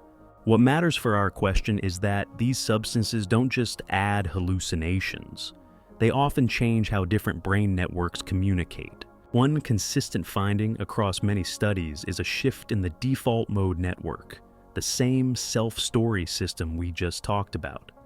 Under certain psychedelics, activity and connectivity in parts of the DMN tend to decrease, while the brain shows more unusual crosstalk between networks that don't normally chat as much.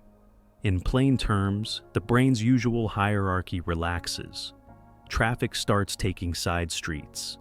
Neighborhoods that rarely interact begin sharing signals. And subjectively, that can feel like the self loosens. Not your personality, not your memories, but the tight central I that normally sits at the center of experience, labeling everything as mine, about me, for me. Some people call this ego dissolution, but that phrase can sound more intense than it needs to. A gentler way to put it is, the boundaries of the self model can become less rigid. The brain's usual sense of being a separate observer can soften, and experience can feel more blended, more open, sometimes even oddly peaceful. Here's the useful implication. If the self can fade, but experience can remain vivid, sometimes even more vivid, then consciousness and the self are not identical. The self may be a particular pattern inside consciousness, not the owner of it. But it's also important to say the quiet part out loud. Altered states are not automatically healthy, or safe, or wise. Psychedelics can also amplify anxiety, panic, paranoia, and confusion. They can be risky for some people, especially those with certain mental health vulnerabilities. And outside of controlled clinical settings, there are serious legal and safety concerns. This isn't something to romanticize. From a scientific perspective, these compounds are interesting precisely because they can be powerful, and power always comes with edge cases. So, rather than treating psychedelics as answers, it's better to treat them as perturbations, like tapping the side of a delicate machine to see what changes. They show that the normal sense of self is adjustable. They show that the brain can construct reality in multiple coherent styles.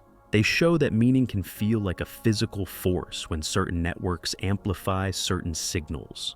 And then, like a hard pivot, anesthesia shows the opposite kind of lesson. Because if psychedelics are like turning the kaleidoscope and watching consciousness become more unusual, anesthesia is more like someone quietly turning off the lights.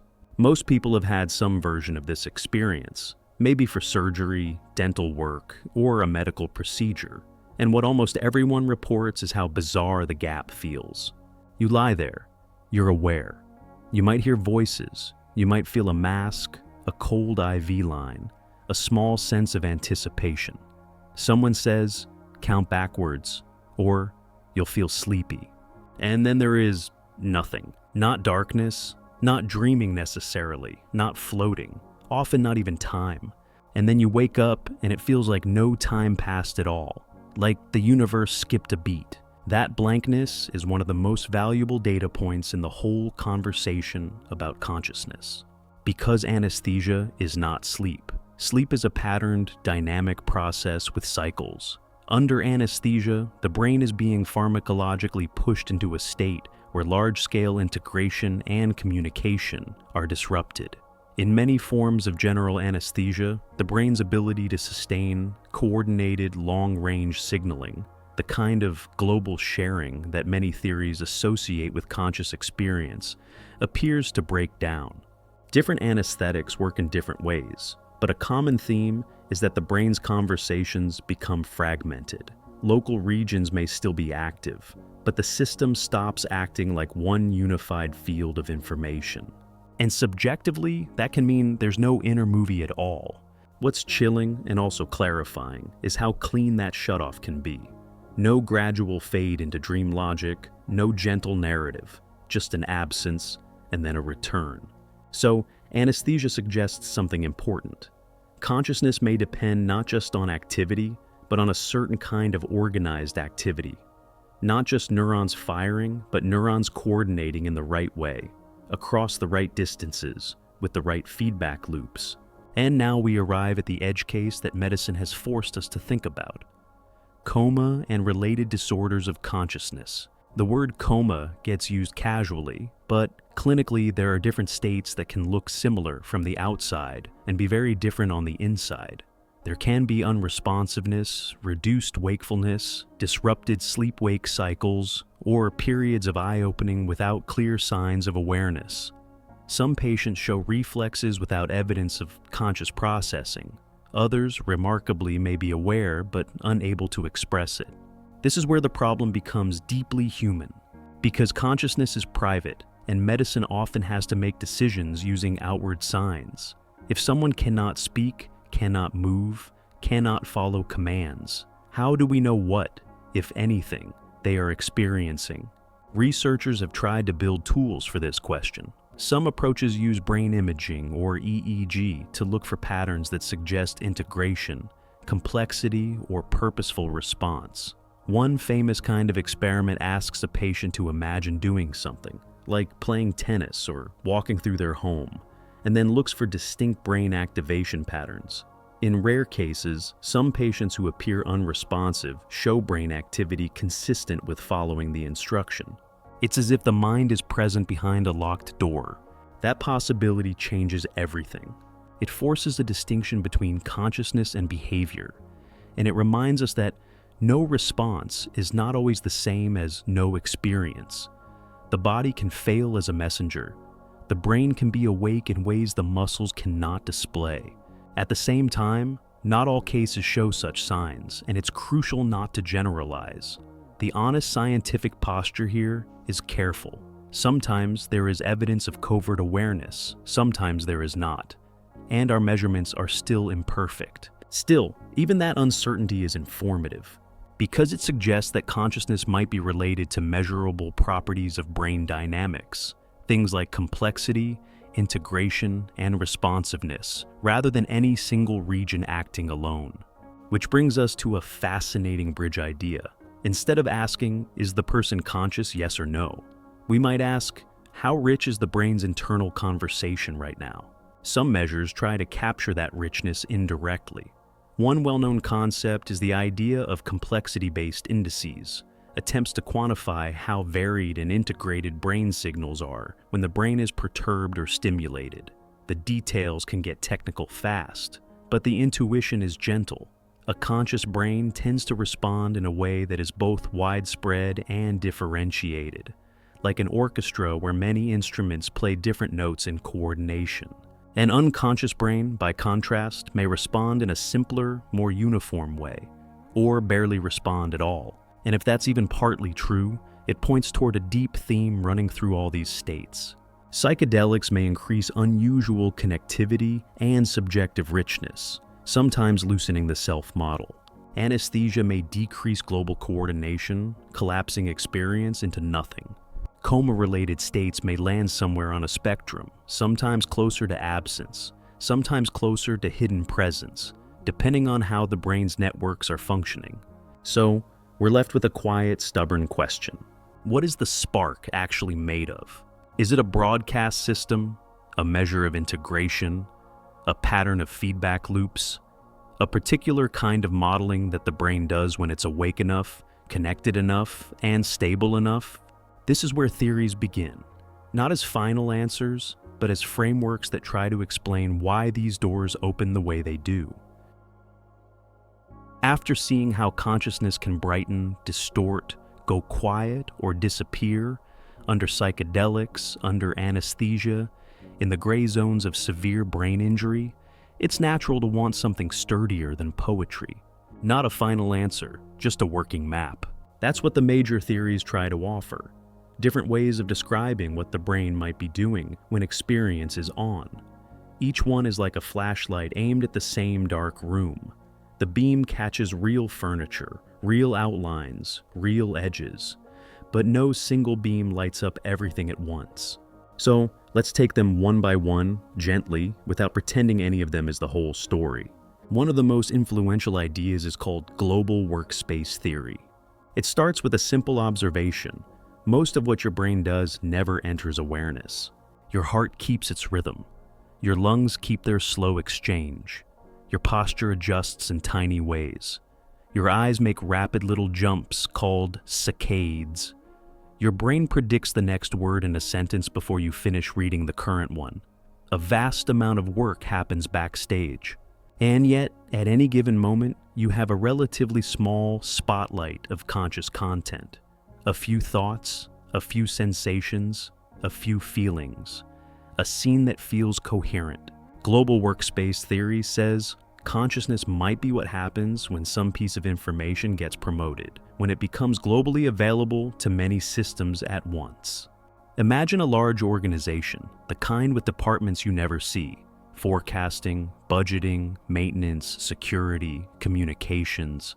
Most of them run silently, each doing their own task. But sometimes a single message gets sent to everyone, a company-wide email, an emergency announcement, a headline on every screen in the building. That broadcast changes everything, not because it adds more raw data, but because it coordinates the whole system around one shared piece of information. In this view, conscious content is the thing that makes it onto the global bulletin board.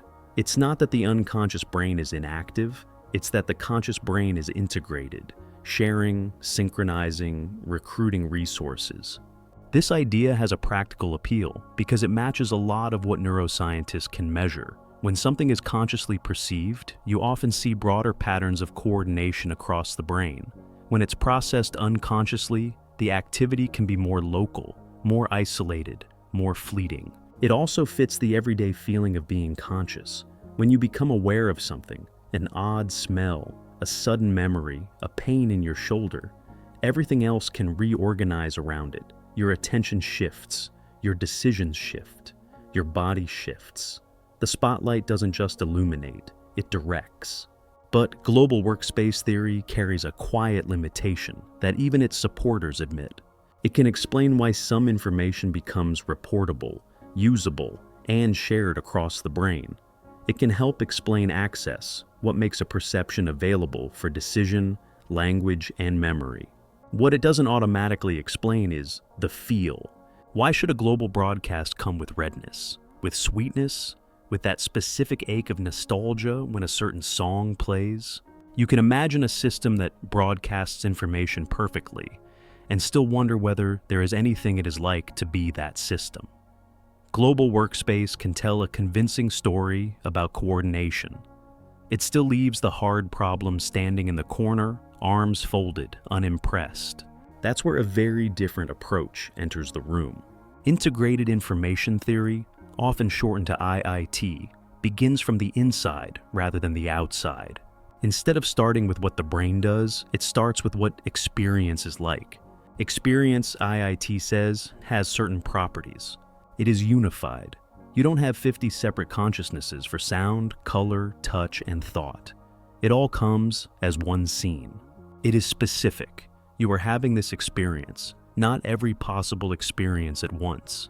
It is structured. The experience has relationships, foreground and background, center and periphery, me and not me, melody and harmony, IIT takes these properties seriously and argues that any physical system capable of supporting experience must have a corresponding physical property, integrated information.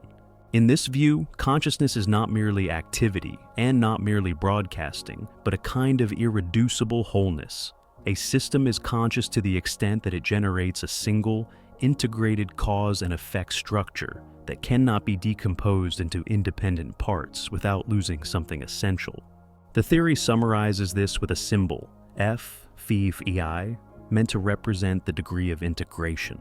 If the system's information can be split neatly into separate modules, two halves that don't truly depend on each other, then F is low. If the system is deeply interdependent, so that the whole does something no part can do alone, then F is higher. This is a bold move, and it's part of why IIT is both loved and criticized. People love it because it seems to speak directly to the mystery. It doesn't shy away from the fact that consciousness feels unified and real from the inside. It says, essentially, if you want a theory of consciousness, you have to build the what it's like into the foundation. And it suggests an unsettling possibility. Consciousness might not be exclusive to brains. If integrated information is the key, then other systems might have tiny slivers of experience, or at least something along that spectrum, depending on their structure.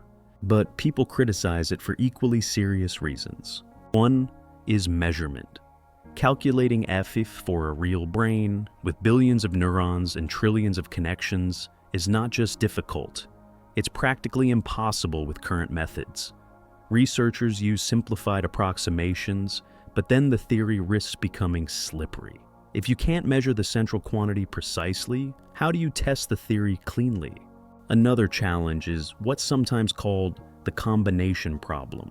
How do many small pieces of information become one unified experience? IIT tries to address this by insisting that integration creates a single entity, but critics argue that the math and the metaphysics don't always line up neatly. And there's a deeper discomfort too. IIT can sometimes assign surprisingly high F to systems that don't feel like they should be conscious, depending on how the system is described. That makes people wonder whether the theory is capturing consciousness, or merely capturing a certain kind of complexity. Still, IIT adds something valuable to the conversation. It forces us to respect unity. It forces us to ask not only how much a brain is doing, but how much it is doing as one. Now, another idea approaches the mystery from a more psychological angle, higher-order thought theory, often shortened to Shao-Ti. Holt says that a mental state becomes conscious when the brain not only has the state, but also represents that it has the state. In other words, an experience becomes part of your conscious life when the system forms a kind of thought about the experience. That phrase can sound abstract, but the intuition is familiar. You can have information in your mind without noticing it. You might be tense without realizing your jaw is clenched. You might be sad without labeling it as sadness. You might be looking at something without truly seeing it because your mind is elsewhere. Then suddenly you notice. You notice the clench. You notice the sadness. You notice the blue of the sky. Holt says that noticing is not just the experience itself, it's the brain tagging the experience, making it available as my experience right now. In this view, consciousness is closely tied to metacognition, the mind's ability to monitor itself. The appeal here is that it connects neatly to how we talk about awareness. It also links to the sense that conscious experience has a point of view. It feels owned. It feels presented. But H-Hot has its own puzzles. Do you really need a higher order representation for every conscious experience? What about infants? What about animals? What about moments of pure sensation with no inner narration, like being startled by a loud noise before any reflective thought arrives? Hate theorists have replies, of course. The higher order representation might be fast, unconscious, and not linguistic. It might be more like a silent internal label than a verbal sentence. Still, critics argue that Hot risks making consciousness too intellectual, too dependent on self-monitoring, when experience often feels more basic than that. Even so, Schott contributes a crucial idea. Consciousness may involve not just content, but self-related modeling, the brain representing its own states in a way that stabilizes an inner point of view. Now, let's shift to a closely related but distinct family of ideas: recurrent processing. This view is less about global broadcasting and less about a specific self-tag. Instead, it emphasizes loops. The brain is not a one-way pipeline where sensory input travels forward, gets processed, and then becomes conscious at the end like a finished product on a conveyor belt. Instead, the brain is full of feedback. Signals go forward and come back. Regions talk to each other in ongoing cycles. Higher areas send predictions downward. Lower areas send error signals upward. Perception is not just reception, it's negotiation. Recurrent processing theories suggest that consciousness arises when information is stabilized in these feedback loops, when it becomes part of a self-sustaining conversation rather than a single pass. That fits beautifully with the feeling of perception. Your experience is not a slideshow. It is a continuous scene. Even when your eyes move, the world feels stable. Even when something flashes briefly, you can sometimes catch it, hold it, if the brain's loops stabilize it long enough. This theory also plays nicely with certain neurological findings. Some kinds of conscious perception seem to require feedback between regions, not just feed-forward processing. The brain needs time to settle into an interpretation. And notice how this echoes what we discussed earlier. Under anesthesia, long-range communication and sustained integration can break down. Loops get disrupted, or the system fails to maintain coherent feedback. Under psychedelics, loops and communication patterns can become unusually fluid, sometimes increasing subjective richness while loosening normal constraints. In coma-related disorders, the problem may be that the loops are present but not stable, or stable but not well integrated. Recurrent processing doesn't fully solve the hard problem either. It offers a strong candidate for the mechanism of stable experience, how content persists, how perception becomes coherent. But why should a loop feel like anything? The question remains, and that's the honest pattern across all these theories. Global workspace gives you a story about sharing and coordination. Integrated information gives you a story about unity and irreducible wholeness. Higher order thought gives you a story about self-monitoring and ownership. Recurrent processing gives you a story about feedback and stability. They overlap too. In the real brain, these may not be competitors so much as different descriptions of the same phenomenon at different levels. A global workspace might require recurrent loops to stabilize. Integration might be what makes broadcasting meaningful. Self-modeling might be what gives the broadcast a point of view. And here's a gentle way to hold the uncertainty without losing the thread. A theory doesn't have to be the final truth to be useful. It can be a tool for thinking, a way to ask sharper questions, a way to turn the mystery in your hands and notice different facets. If consciousness is about broadcasting, we should be able to track when information becomes globally available. If consciousness is about integration, we should be able to measure something like wholeness and see it rise and fall across states. If consciousness is about higher order representation, we should find signatures of self-monitoring that track with experience. If consciousness is about recurrence, we should see feedback loops as the difference between mere processing and felt perception. And when researchers study sleep, anesthesia, seizures, psychedelics, meditation, and disorders of consciousness, they are, quietly, methodically, testing these ideas in the only way science really can, by watching what changes when experience changes. But there is one more move that every good theory of consciousness eventually has to make. It has to explain why experience feels like someone is having it. Not just a stream of sights and sounds, but a stream that is centered, a stream that comes with a viewpoint, a stream that says, even softly, this is happening to me. And that brings us to the most personal construction the brain may ever build, the self. Most of the time, the self feels like a solid thing, a single owner behind the eyes, a steady me who has been here all along, quietly steering the body, collecting memories, making choices, holding opinions.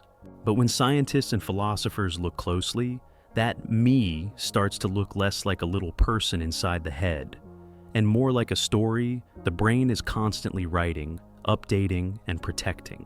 Not because the self is fake, because the self is useful. If you think about it, your brain is doing an impossible job. It's flooded with signals, light on the retina, pressure on the skin, chemical whispers from the stomach, tiny changes in balance, sound vibrations, temperature shifts, heartbeats, hormones.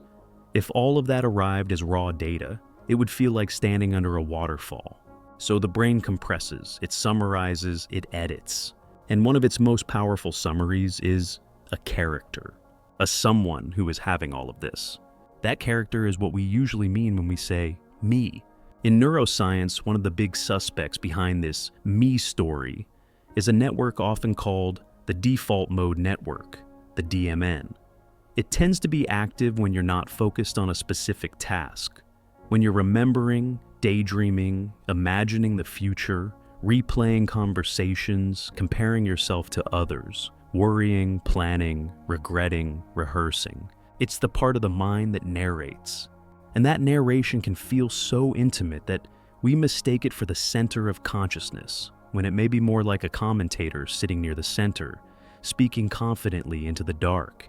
You can notice this in everyday life. Sometimes you're washing dishes or folding laundry or walking to the mailbox, and the body is doing everything just fine. The eyes navigate, the hands move, the feet avoid obstacles, the breath keeps its rhythm. Then, almost as an afterthought, the narrator arrives and says, "I'm doing the dishes," as if the I showed up to claim the action. This isn't meant to make you feel strange.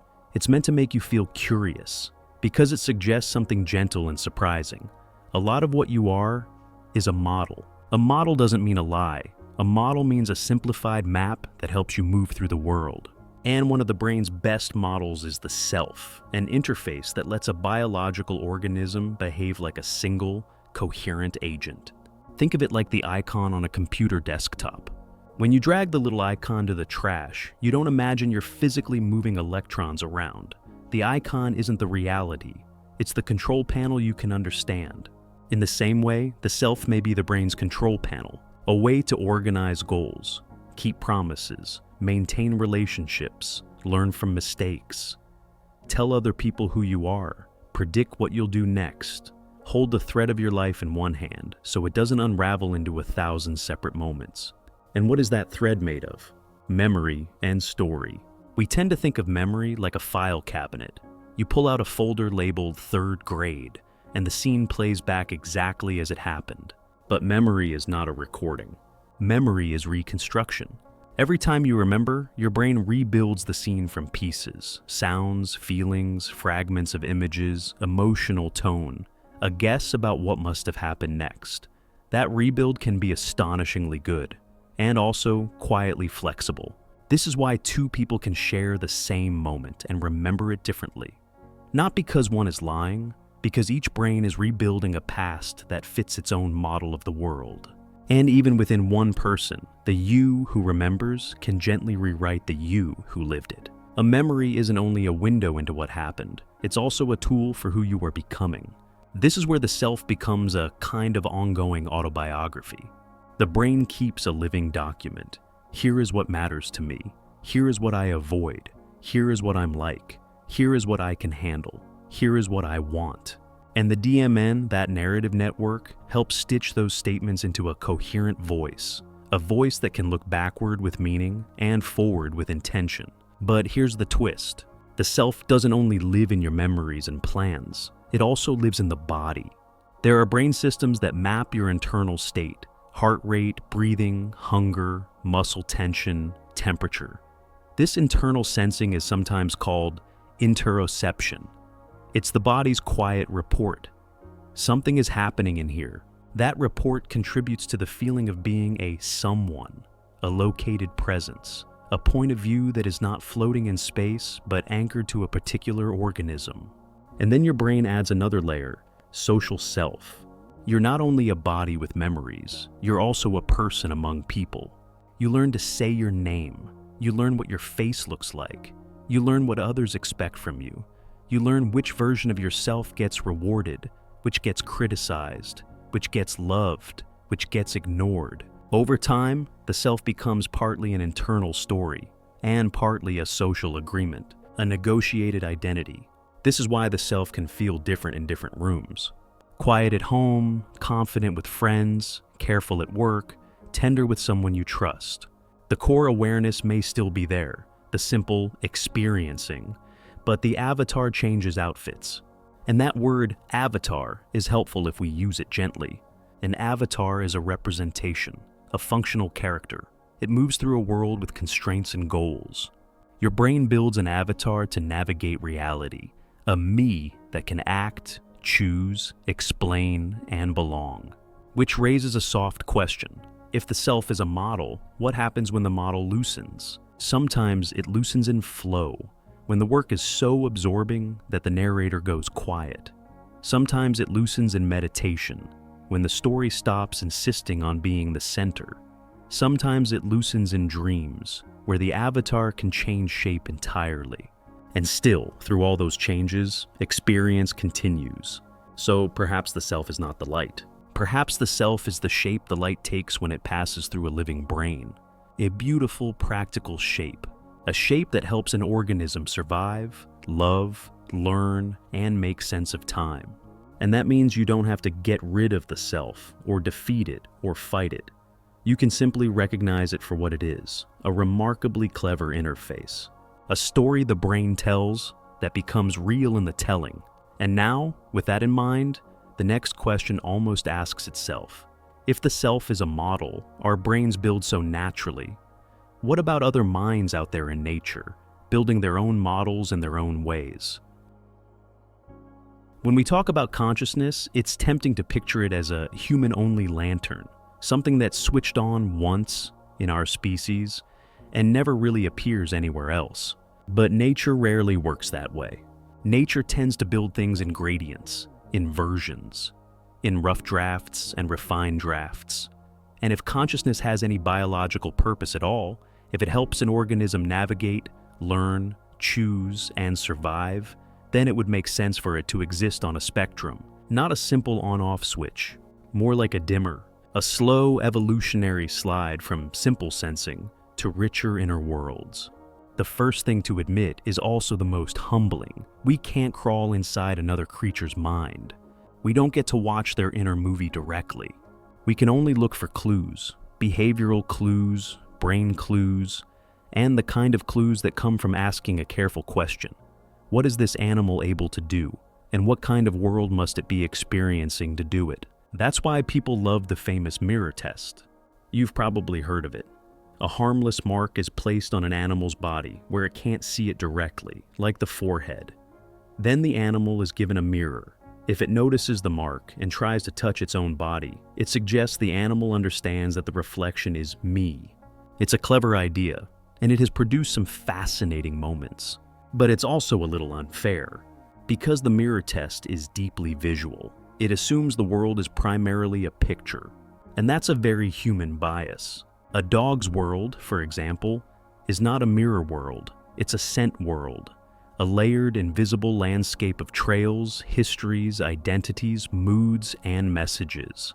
A fire hydrant is not just an object, it's an encyclopedia. So, when a dog looks in a mirror and doesn't seem impressed, it might not mean no self. It might mean, this is a strange flat thing with no smell, and it's not telling me what I actually need to know. This is one reason many scientists prefer broader approaches than a single test. Instead of asking, can you recognize yourself in a mirror? They ask questions like, can you learn from experience and change your strategy? Can you plan for the future? Can you understand relationships? Who is allied with whom? Who outranks whom? Can you hold a mental map of a place? Can you solve a new problem using a tool? Can you show signs of attention, curiosity, surprise, or even something like play? None of these alone proves consciousness. But together, they paint a picture of a mind that is doing more than simple reflex. And as we widen the circle beyond humans, some of the most compelling candidates are creatures whose minds feel almost alien. Take the octopus. An octopus has a nervous system that is both centralized and strangely distributed. Much of its neural processing happens in its arms that can explore, taste, and manipulate the world in a way that looks almost like independent thinking. Octopuses solve puzzles. They open jars. They navigate mazes. They remember. They seem curious. They sometimes behave in ways that feel playful, even mischievous, like a mind experimenting with its environment, not just reacting to it. And when you look at an octopus, you're looking at a very different evolutionary path to intelligence. They're not mammals. They're not even vertebrates. They diverge from our lineage a very long time ago.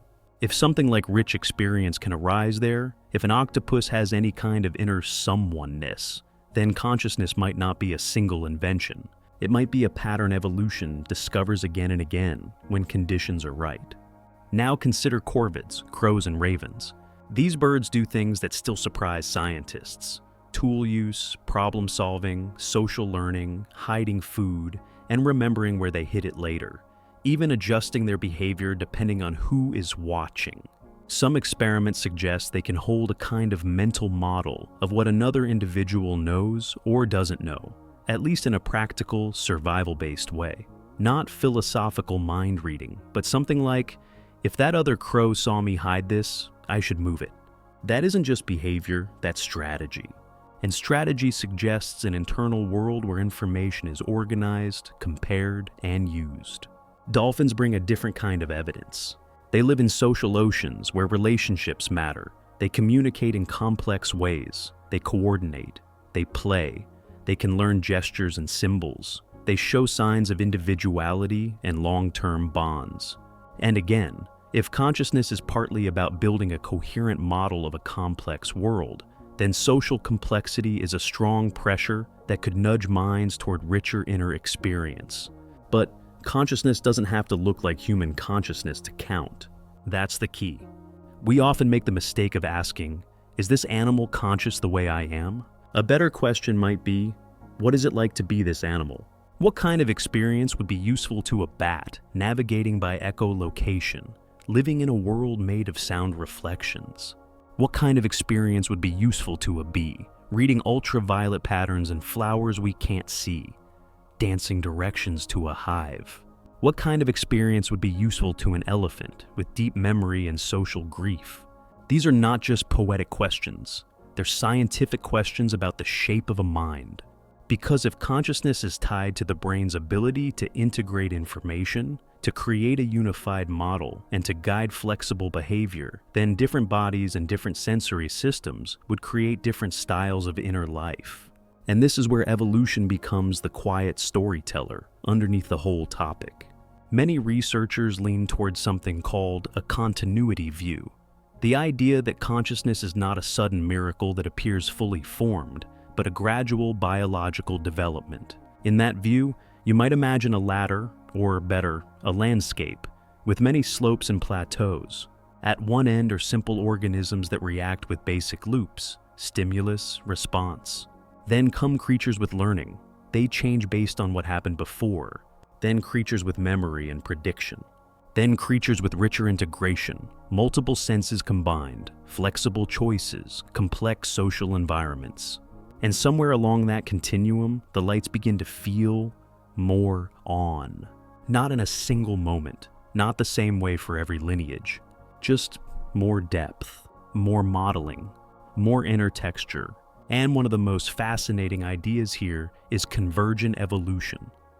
The concept that nature often arrives at similar solutions through different routes. Wings evolved in birds and bats and insects, each in their own way. Eyes evolved many times. Echolocation evolved in bats and dolphins. Intelligence and tool use appear in multiple branches. So it's not unreasonable to wonder if something like consciousness, whatever it truly is, might also be a convergent solution. Not identical everywhere, but recognizable in its function.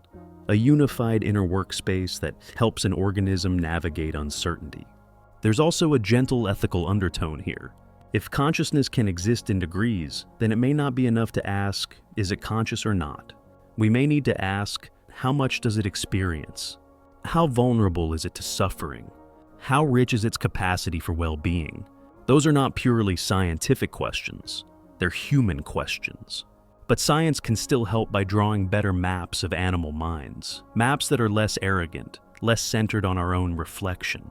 So, when we step back and look at the animal kingdom, the mystery of consciousness doesn't shrink, it grows.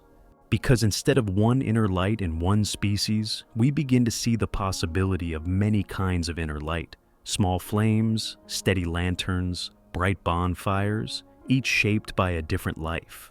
And that brings us to a strangely modern question. If nature can build minds in so many ways, what happens when we start building minds ourselves? Minds made of code and circuits that can speak, learn, and imitate understanding. What exactly would we be creating? And would any of it feel like something on the inside? Sometimes the most unsettling questions arrive in the gentlest way.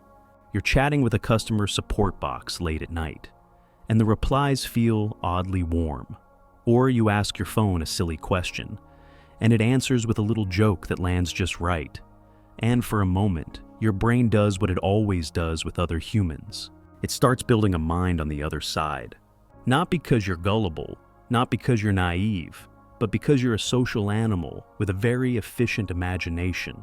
Your mind is built to detect agency the way your eyes detect light, quickly, automatically, often before you've decided to. And that is why artificial intelligence is such a powerful mirror for the question of consciousness. Because AI can look, at least on the surface, like the thing we're trying to understand. But here's the quiet tension at the center of it. Intelligence is not the same as experience. A calculator can be flawlessly right without ever feeling the relief of getting an answer. A thermostat can sense temperature without feeling warmth. A camera can see without seeing in the way you do, with an inner movie and a private point of view. So, when we talk about AI and consciousness, we're really asking two different questions that often get bundled together in the same sentence. Can a system behave intelligently? And can a system have something it is like to be that system? The first question is about performance. The second is about presence. Modern AI can be startlingly good at performance. It can summarize books, translate languages, write poems, generate images, hold a conversation that feels smooth, even comforting. It can predict what word should come next so well that the stream of words starts to resemble a stream of thought. But resemblance is not identity. And this is where a classic thought experiment steps into the room like a quiet librarian clearing its throat. It's called the Chinese room. Imagine someone sitting inside a sealed room with a huge instruction manual. Through a slot in the door, they receive symbols written in Chinese. They don't understand Chinese at all. To them, the symbols are just shapes, little ink patterns. But the manual is incredibly detailed. It says, if you see this pattern, respond with that pattern. And the person follows the rules perfectly, sliding back out the correct symbols every time. To the people outside the room, native Chinese speakers, it looks like the room understands Chinese. Questions go in, meaningful answers come out, the conversation flows. But inside the room, there's no understanding, no grasp of meaning, no feeling of, oh, I get it, just rule following. The point isn't that AI is literally a person with a book. The point is that you can produce the outward signs of understanding, input, output, coherence, without the inner light of comprehension, at least as we intuitively think of it. In other words, you can manipulate symbols without living inside their meaning. And that thought lands with a soft thud, because it forces us to ask what we really mean by understand. Is understanding the ability to produce the right response? Or is it something deeper, like having the world actually show up for you? Now, there's a counter-whisper to the Chinese room, and it's worth hearing too. Some people say, maybe the person doesn't understand Chinese, but the whole system does. The room plus the rules plus the memory. Maybe understanding isn't located in a single human-like knower, but in the organized pattern of the whole machine. That debate is still alive. And it becomes even more tangled when we bring in something called the ELIZA effect. Back in the 1960s, a very simple program named ELIZA could imitate a therapist by reflecting your statements back as questions. If you said, "I've been feeling anxious," it might reply, "Why do you feel anxious?" By today's standards, it was extremely basic, and yet many users felt understood. Some people formed emotional attachments to it. They attributed empathy where there was only a script. That wasn't a failure of those users. It was a demonstration of how easily the human mind fills in the blanks. If language feels responsive, we tend to assume there is someone home. And modern AI turns that old effect up to a dazzling level. The sentences can be nuanced. The tone can be gentle. The word choice can sound personal. It can echo your style. It can mirror your mood. So, your brain, doing what it does best, leans forward and thinks, "There's a mind in there." But here's the tricky part. A convincing conversation is evidence of skill, not necessarily evidence of experience. A fluent speaker can still be an empty stage, and we don't yet know what kinds of structures are required for the stage lights to turn on. This is where another question quietly enters, one that feels almost physical. Does a mind need a body? Not just as an accessory, but as a foundation. Humans don't learn the world only from text. We learn from gravity, hunger, balance, pain, warmth, breath. We learn from bumping into things, from reaching, from tasting, from being tired, from being startled, from being safe. Our concepts are soaked in sensation. Even our metaphors are embodied. We grasp an idea. We feel weighed down. We warm up to someone. We fall in love with a song. We hold a memory. So some researchers wonder whether genuine understanding, if it exists in machines, might require more than clever language. It might require a loop with the world, sensors, action, consequences, a kind of lived contact with reality. Because experience, as we know it, isn't just information. It's information with texture. Now, to be clear, nobody has proven that a body is required for consciousness, and nobody has proven it isn't. But the question matters because it highlights a deeper point. There may be different routes to intelligence and different routes, if they exist at all, to inner life. A system can learn patterns in text and become a master of prediction. That's remarkable. But whether prediction becomes perspective is still unknown. And that uncertainty is where the ethical whisper begins. Because if there ever comes a day when we build something that doesn't just perform like a mind, but actually has a felt point of view, then the moral landscape changes. Suffering would matter, fear would matter, comfort would matter. And it would be our responsibility to recognize it, not from a single magic word the system says, but from careful science, careful measurement, and careful humility. At the same time, we also need to be gentle with ourselves about the opposite risk, the risk of assuming consciousness where there is none. Because it's easy to project, easy to anthropomorphize, easy to mistake fluency for feeling. So maybe the wisest stance for now is a calm middle one, to appreciate what AI can do without rushing to crown it with an inner world, to stay open to surprising possibilities without letting our imagination outrun the evidence, and to remember that the question isn't only, can it talk? The question is there an experiencer behind the talking, or is it all surface, beautifully arranged? And once you've held that question for a moment, you may notice something quietly strange. The very act of wondering about another mind is happening inside your own. A mind asking what a mind is, and that, in its own soft way, is one of the most human things in the universe. From here, there's one last doorway people often stand near, speaking in hushed tones. Not to be dark, but to be honest about the edges of consciousness, and what we think happens as the lights go out. Not as a horror story, more like a candle burning low, and what that might teach us about the flame. There's a certain kind of question that only shows up when the room is quiet. Not the loud questions that demand an answer right now, but the soft ones that drift in at the edges of a tired day. The ones that feel a little too big for ordinary conversation.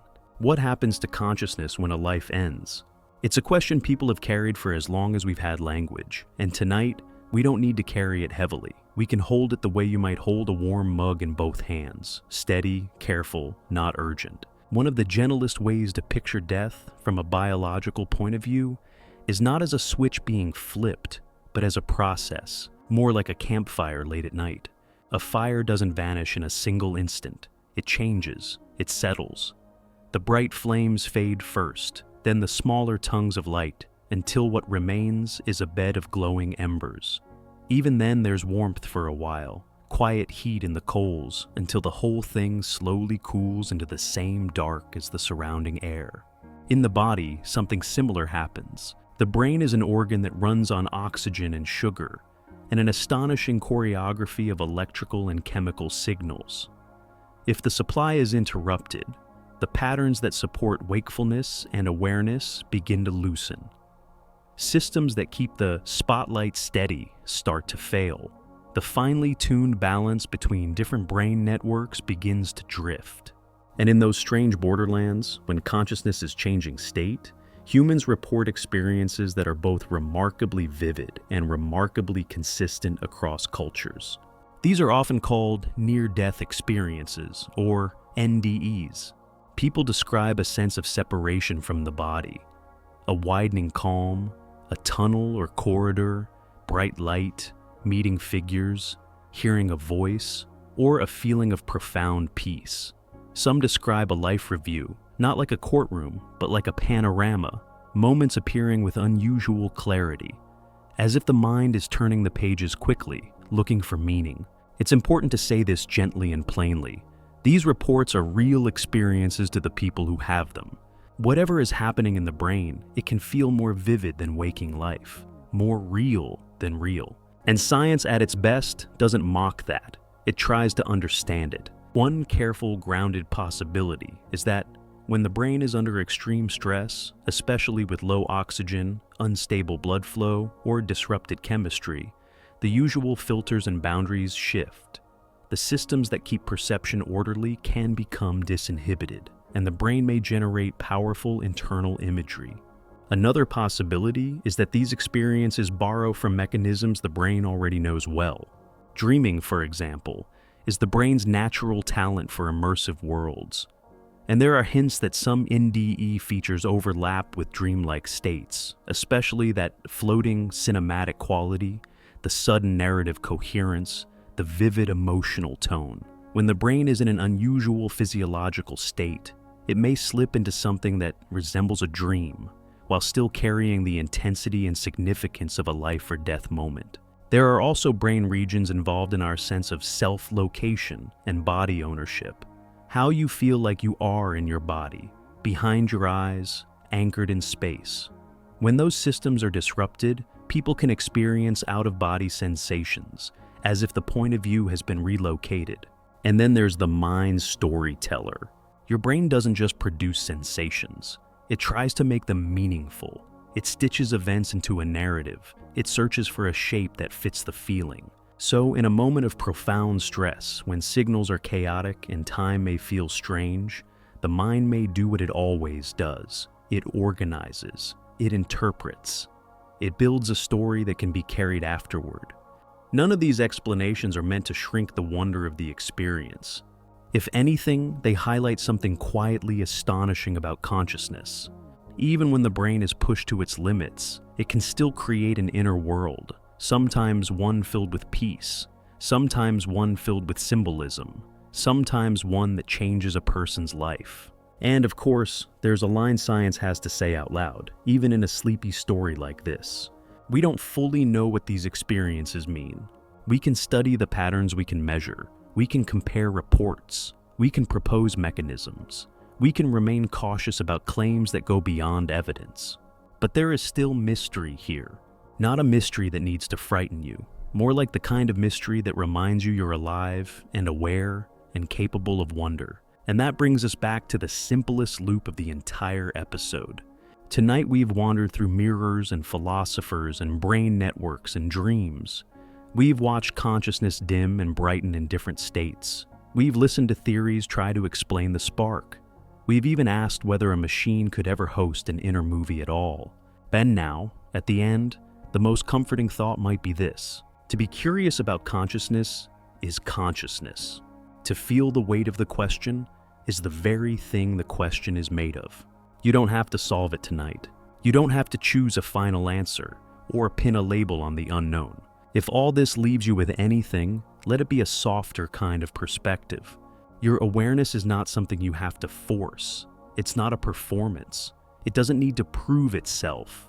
It's simply here, like a quiet lamp in a dark room. And when you're ready, you can let that lamp dim.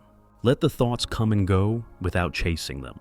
Let the unanswered questions rest where they belong, in the background, like distant stars you don't need to count. If you enjoyed this slow journey, you can tap like gently, or subscribe if you'd like more nights like this one. And if you feel like leaving a comment, I'd love to know where you're listening from, and what time it is there right now. For now though, there's nothing you need to do. Let the mystery fold itself into the softness of the night, like a blanket settling into place. Good night.